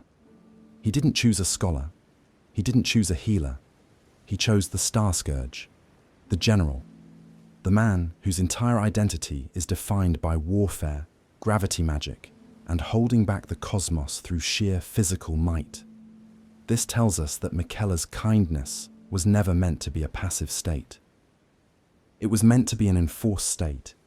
It brings to mind the old paradoxical phrase, "Fighting for peace is like bombing for chastity." Miquella believes that if he has the biggest stick, the Lord of Strength, he can threaten the world into gentleness. It is the logic of the nuclear deterrent. No one will fight because my brother will crush them if they do. This is exactly what Marika did. Marika chose Godfrey, the first Elden Lord. Why? Because he was Waralu, the chieftain of the Badlands, a warrior capable of exterminating the giants. She needed a tank to secure her borders so she could establish her Golden Order. Miquella looks at that history and copies it. He thinks, I need my own Godfrey. But in doing so, he fails to innovate. He claims to be creating a new age, but he is using the exact same structural hierarchy as the old one. A god to envision the order, and a lord to murder anyone who disagrees with it. If Miquella truly wanted to change the world, he should have chosen a consort who represented something other than martial strength. Why not Malenia? This is the question that haunts the lore. Malenia was right there. She was an Empyrean, yes, but we know from Marika Radagon that one god can contain multitudes. Malenia was fiercely loyal. She understood the rot. She understood suffering. A union between Miquella, abundance, and Malenia, decay, could have represented a true balance of life, an acceptance that growth and death are parts of the same cycle. But Miquella rejected her. Why? Because she was broken. She was rotted. And Miquella, in his perfectionism, couldn't abide the flaw.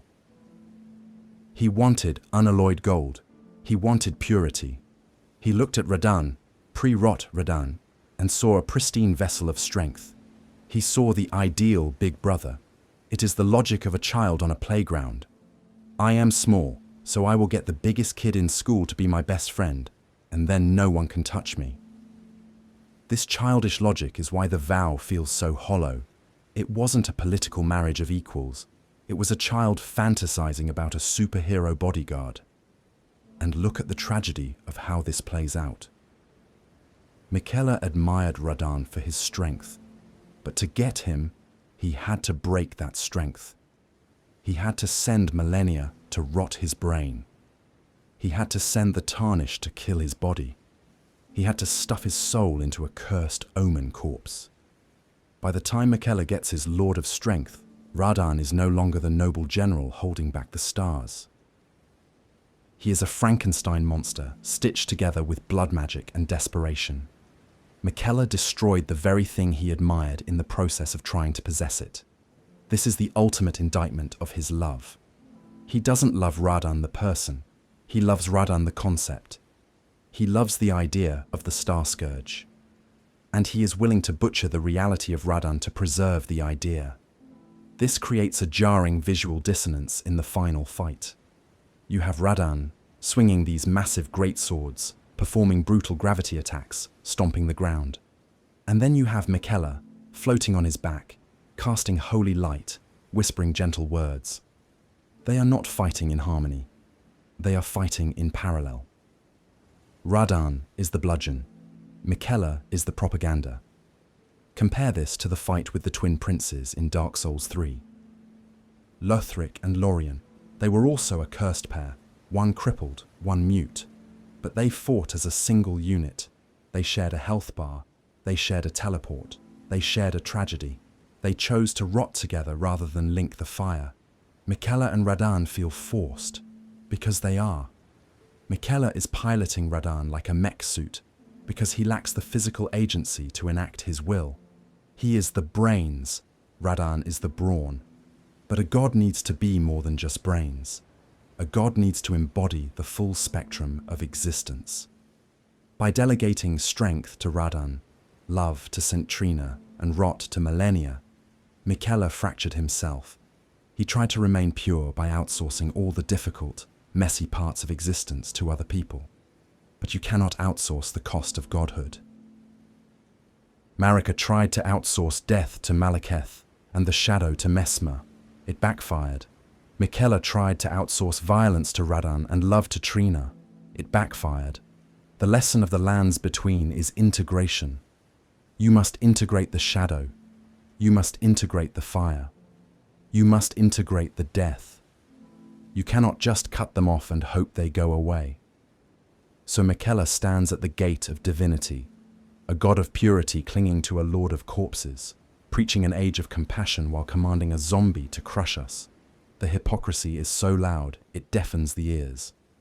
And this leads us to the final nail in the coffin, the realization that Miquella's failure wasn't just about his methods or his choices. It was written into the very name of his ambition. Abundance. We need to analyze what an age of abundance actually means in a world defined by scarcity and cycle. Because biology tells us that unchecked abundance is not paradise, it is cancer. I will create an age of abundance. It sounds like a campaign promise. Who doesn't want abundance? We all want more food, more life, more safety. But in the biological reality of the lands between, true abundance is a terrifying concept. In biology, there is a term for cells that grow without stopping, that refuse to die, that consume all available resources in a desperate bid for abundance. We call it cancer. Miquella's fundamental misunderstanding of nature is that he believes growth is always good and decay is always bad. But growth without decay isn't life. It's a tumor. Look at the Haligtree again. Really look at the enemies there. The kindred of rot, the pests, are celebrating. They are worshipping. Why? Because the Haligtree is a paradise for them. It is a massive, unchecked biological explosion where life is festering on top of life. Miquella's unalloyed gold was supposed to ward off the rot, but his age of abundance philosophy actually feeds it.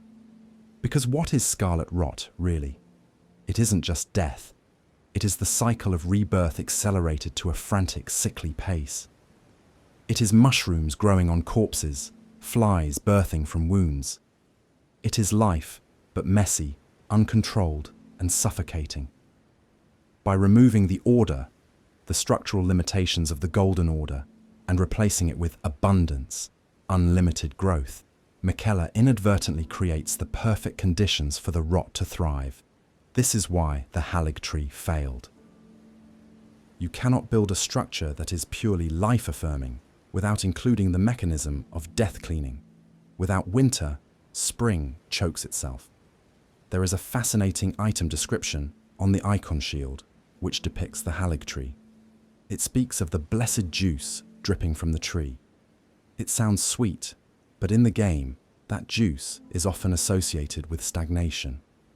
The abundance Miquella offers is a sickly sweetness.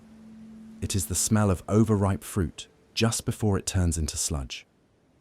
This connects back to the Japanese concept of kegare, impurity or stagnation, which Miyazaki uses constantly in his games. In Sekiro, the rejuvenating waters grant immortality, but they cause stagnation and centipedes. In Dark Souls, the refusal to let the fire fade causes the undead curse. Miquella is the latest iteration of this flaw. He wants a forever summer. He wants the nascent moment of youth to stretch into eternity. But a child that never ages is a tragedy. A fruit that never falls is a blight. And this is where his connection to St. Trina becomes even more symbolic. St. Trina is the god of sleep. Sleep is a mini-death. It is a pause. It is the necessary downtime required for the mind and body to repair. By casting St. Trina into the fissure, Miquella cast away the concept of rest. His age of compassion would be an age of sleepless vigilance, an age of constant, forced positivity. Imagine a world where you are never allowed to be sad, never allowed to be tired, never allowed to stop smiling. That isn't heaven. That is a psychological horror movie. It is the Stepford Wives of divinity. And this brings us to the final, crushing realization about his godhood. Miquella believed that by becoming a god, he would finally have the power to fix his own body, to cure his eternal youth, to finally grow up. But look at his god form in the final fight. He is still small. He is still slender. He still looks like a teenager. Even with the power of the gate of divinity, even with the soul of a lord, he didn't change. He just got shinier. This confirms that the curse is not just physical, it is metaphysical. He is conceptually unfinished. He is the god of the incomplete. No amount of power can fix a flaw that is written into your very soul definition. He was chasing a cure that didn't exist. He sacrificed his love, his brother, his sister, and his dignity to buy a medicine that didn't work. This makes him, in my opinion, the most tragic figure in From Software history, not because he was evil, but because he was wrong. He was wrong about the nature of the world, wrong about the nature of people, and wrong about the nature of himself. He spent eons trying to solve a puzzle, only to realize at the very end that he was holding the wrong box pieces. So, what are we left with?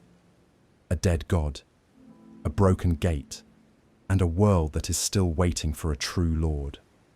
But there is one loose end, one dangling thread that we haven't pulled yet, and it involves the future. If Miquella is gone, who takes his place? Who inherits the dream? Or does the dream die with him? I want to close this analysis by looking at the legacy of Miquella. Because ironically, in his failure, he might have accidentally paved the way for the one thing he hated most: change. There is a supreme irony in Miquella's story that I think often gets overlooked. In his desperate centuries-long bid to become the main character of history, he ultimately ended up serving as the most overqualified support NPC in the game. Miquella wanted to arrest the cycle. He wanted to freeze the world in a state of golden compassion. But look at what his actions actually achieved. By moving pieces around the board to suit his own ends, he inadvertently cleared the path for every other ending to happen. Consider General Radahn. Miquella needed him dead to be his consort. So he sent millennia to kill him, failed. And then he guided the Tarnished to kill him, succeeded. But what happened when Radahn died? The stars moved. And who needed the stars to move more than anyone else? Ranni the Witch, by killing Radahn. Miquella didn't just secure his own consort, he unlocked Nokron. He unlocked the Fingerslayer blade. He unlocked the Age of Stars. Miquella's obsession with his own Age of Compassion inadvertently handed the keys of the universe to his ideological rival. Ranni could not have ascended without Miquella's meddling. He tried to manipulate fate, and fate used him as a battering ram to break down the door for someone else. And then there is the matter of Mohg. Miquella needed Mohg dead to access the realm of shadow, so we killed him. But in doing so, we removed one of the few remaining active shards of the Elden Ring. We gathered more great runes. We became stronger. Miquella essentially fed us the experience points and the power we needed to eventually kill him. He fattened the pig that would eventually eat him. But the most significant accidental legacy is the unalloyed gold needle.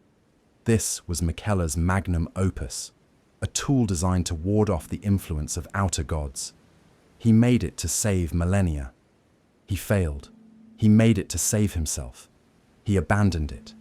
But in the hands of the Tarnished, that needle becomes the ultimate weapon of free will. If we follow Millicent's questline, we get the needle. And where do we use it? In the heart of the storm beyond time, in Farum Azula. We use it to subdue the frenzied flame. We use Miquella's own invention to reject the Chaos God, giving us the choice to pick a different ending. Miquella created a tool to reject the gods because he wanted to be the only god. But we use it to reject all forced outcomes. We use it to reclaim our agency. He forged the wire cutters hoping to build a better fence. And we use them to cut a hole in the cage and walk out. This paints Miquella not as a villain, and not even as a hero, but as a catalyst. In chemistry, a catalyst accelerates a reaction without being consumed by it, usually. But Miquella was consumed. He burned himself out to accelerate the end of the shattering. He cleared the board. Think about the state of the world after the DLC. Malenia, dead, likely. Mohg, dead. Radahn, dead, twice. Miquella, dead. St. Trina, dead or fading. The entire upper echelon of the demigod pantheon has been wiped out because of Miquella's schemes. He didn't create an age of abundance. He created a power vacuum so massive that the Tarnished had no choice but to fill it. He is the kingmaker who wanted to be king, but ended up just making the throne empty enough for us to sit in. And this leads me to a theory about the god-slaying weapon that Hugh was forging for Marika. We always assumed it was a sword, but maybe, in a metaphorical sense, the weapon was Miquella. Marika wanted to shatter her order. She wanted to struggle. Miquella was the ultimate manifestation of that struggle. His rebellion, his failure, his tragic journey. It all served to churn the waters of the lands between. It forced the stagnation to break. He was the enzyme that broke down the dead tissue of the Golden Order. He didn't survive the process, but the patient, the world, might. This perspective makes his tragedy feel a little less wasteful. He didn't fail in the sense that he did nothing. He failed to achieve his specific dream, but he succeeded in pushing the world forward. He was the necessary tragedy that allowed the next age to be born. The nascent butterfly never bloomed, but its decomposition fed the soil for whatever comes next. And this brings us to the items he leaves behind. The circlet of light, the St. Trina's blossom. The blossom is particularly poignant. It is a flower that blooms only in death. A slightly hallucinogenic flower, Miquella's love, abandoned. It boosts your mana, mind, but it represents the peace of sleep. Even in death, Miquella, through Trina, offers us rest. Not the forced, zombie-like compassion of the charm, but actual, quiet rest. The rest that comes after a long battle. Perhaps that is his true gift to the world.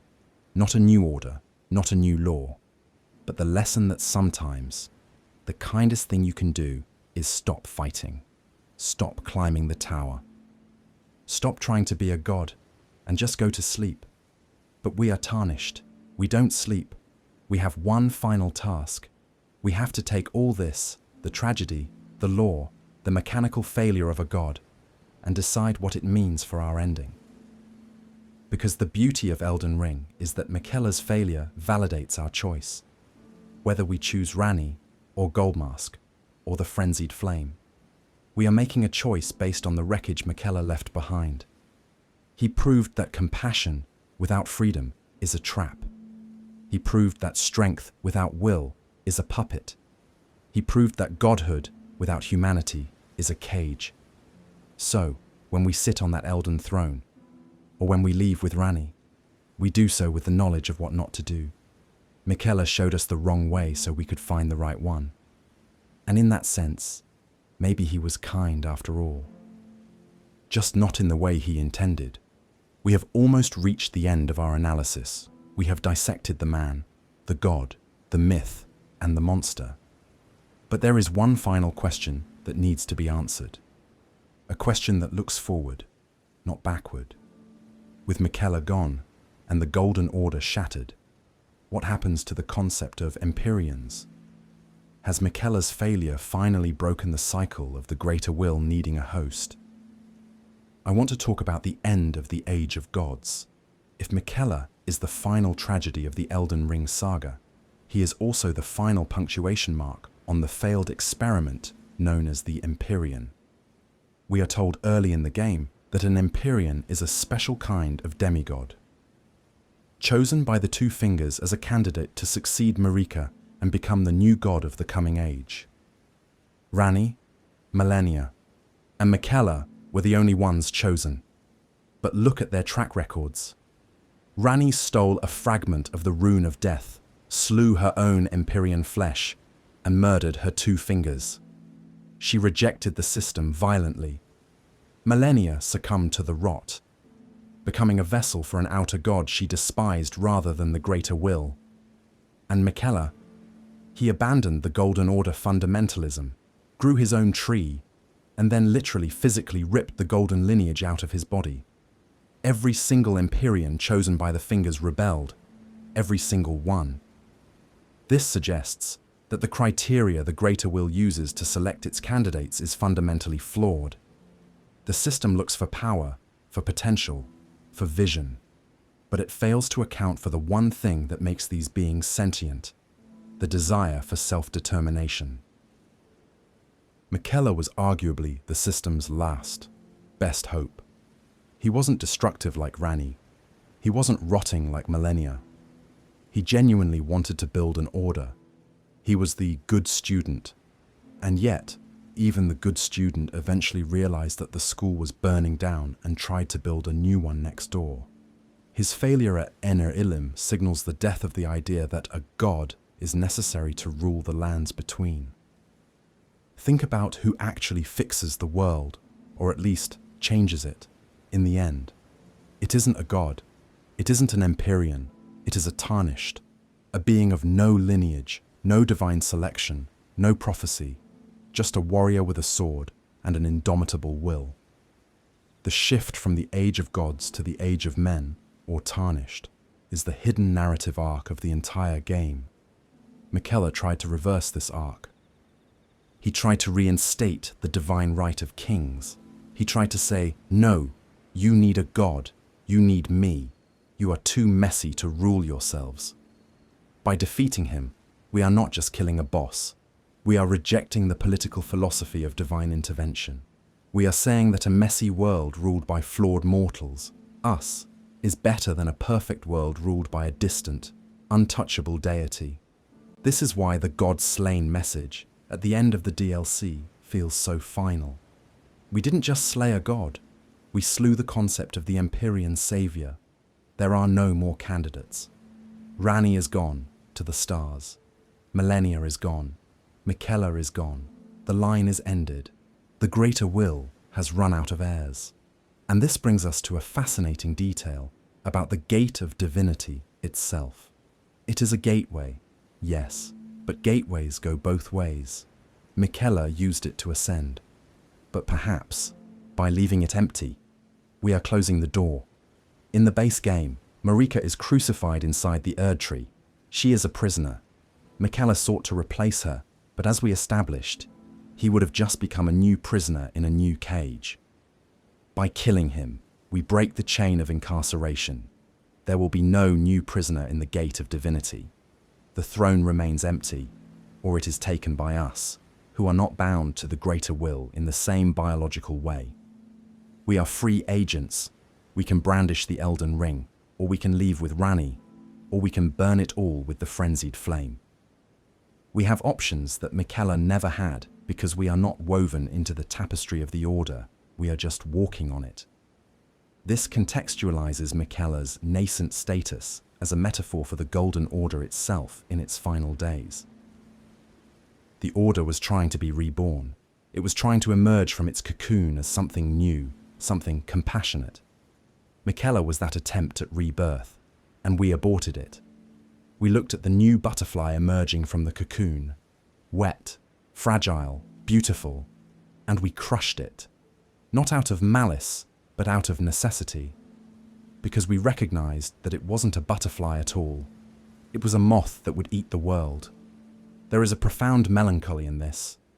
We destroyed the last beautiful thing the Golden Order produced. Miquella was the best of them. He was the kindest, the smartest, the most loving. And we had to kill him because his kindness was incompatible with human freedom. It suggests that there is no good version of the Golden Order. You cannot fix it. You cannot polish it. You cannot make it unalloyed. The root is rotten. The only solution is to uproot it entirely. And so, Miquella joins the long list of tragic figures in From Software history who tried to prolong an age that needed to die. He is Gwyn, terrified of the dark. He is Genichiro, desperate to save Ashina. He is Gehrman, trying to protect the dream. He is the final guardian of the status quo, disguised as a revolutionary. But now that he is gone, we have to ask ourselves, what did we actually win? We stopped the mind control. We stopped the tyranny. But the world is still broken. Godwyn is still a fish corpse. Caelid is still rotting. The Omen are still cursed. We didn't fix anything. We just stopped Miquella from fixing it wrong. And this is the ultimate Souls lesson. There is no magical fix. There is no Age of Abundance button you can press to make the pain go away. There is only the long, hard work of living in a broken world and trying to make it slightly less terrible one day at a time. Miquella wanted a shortcut. We took the long road, and as we look back at the Shadow Realm, fading into the mist as we leave, we can finally answer the question posed by the nascent butterfly. Why did it never bloom? Because it wasn't meant to. It was meant to teach us that some flowers are too beautiful to exist in a world of dirt. And if you try to force them to grow, you poison the garden. We have analyzed the lore, the philosophy, and the tragedy. But I want to end this video on a personal note. I want to talk about why Miquella, despite everything, is still my favorite character in Elden Ring, and why I think he will be remembered not as a villain, but as a warning. Miquella is my favorite character in Elden Ring, not because he is powerful, and not because he is right, but because he is the most terrifyingly human of all the gods. I know that sounds strange. We just spent an hour discussing how he divested himself of his humanity, how he shed his flesh and his love to become a concept. But that act itself, the desperate desire to cut away the parts of yourself that hurt, is a profoundly human impulse. Who among us hasn't wished, in a moment of grief or heartbreak, that we could just turn it off? Who hasn't looked at the ugliness of the world and wished we had the power to force everyone to just be nice? Miquella acts on the intrusive thoughts that we all have. He is the embodiment of the phrase, "The road to hell is paved with good intentions." Most villains in video games are driven by greed, or lust for power, or insane nihilism. Miquella is driven by love, a twisted, immature, controlling love, yes, but love nonetheless. He genuinely wants to save his sister.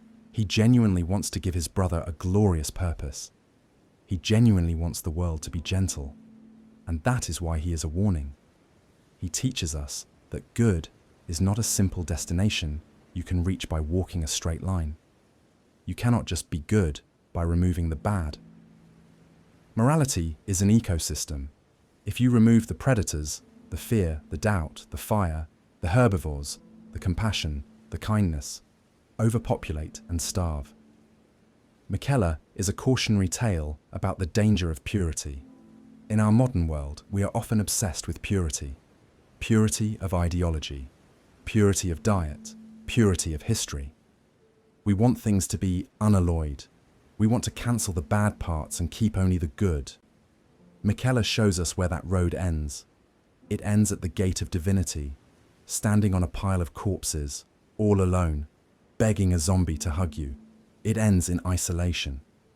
When I look at Miquella now, I don't see a monster. I see a tragedy of potential. He was the smartest Empyrean. He created the Haligtree. He invented the needles. He discovered how to charm the heart. He had all the pieces to be the greatest ruler the lands between ever saw. But he lacked the one thing that Marika eventually found, and the one thing the Tarnished possesses in spades: resilience. Miquella was fragile. He couldn't handle the rot, so he tried to freeze it. He couldn't handle death, so he tried to cheat it. He couldn't handle the Golden Order, so he tried to leave it. He ran away from every problem he couldn't instantly solve. The Tarnished. We get hit, we die, we rot, we get cursed, and we get back up. We integrate the trauma and keep moving. Miquella is a beautiful, golden statuette that shatters the moment it hits the floor. The Tarnished is a hunk of iron that gets harder the more you beat it. And in the end, iron beats gold. This is why I think the ending of the DLC is perfect. It hurts. It feels empty. It doesn't give us a satisfying "you saved the world" cutscene. It just leaves us with a memory of a boy making a wish in the dark. That memory is the ghost that haunts the entire game.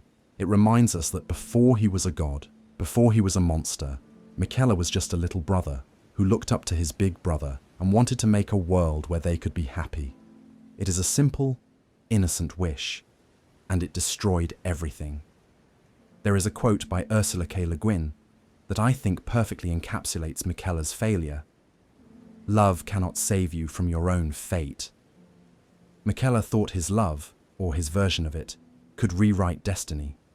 He thought he could save Millennia from her fate, Godwyn from his fate, and the world from its fate. But he couldn't even save himself from his own. He was the Nascent, the one who starts, and by killing him, we became the ones who finish. So, as we prepare to conclude this massive analysis, I want to return to the image we started with, that fragile, transparent butterfly, because I think we finally understand what it really means. It isn't just a symbol of Miquella, it is a symbol of the choice we all have to make.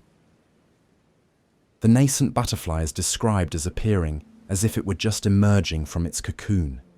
It is a frozen moment of potential. And I think Miquella fell in love with that moment. He fell in love with the potential of things, rather than the reality of them. He loved the potential of the Haligtree to be a sanctuary, more than the reality of watering it with blood. He loved the potential of unalloyed gold to fix everything, more than the reality of the hard work required to implement it. He loved the potential of an age of compassion, more than the messy reality of actually ruling people. Miquella is the god of potential, and the tragedy of potential is that it is perfect only as long as it remains unrealized. The moment you act, the moment you bloom, you become flawed, you become real. To bloom is to enter the cycle of decay. To rule is to make mistakes. To love is to be vulnerable to loss. Miquella refused to pay that price. He wanted the bloom without the wilt. He wanted the rule without the sin. He wanted the love without the loss. And by refusing to pay the price of existence, he bought himself a grave instead of a throne. This is why the image of the cocoon is so powerful.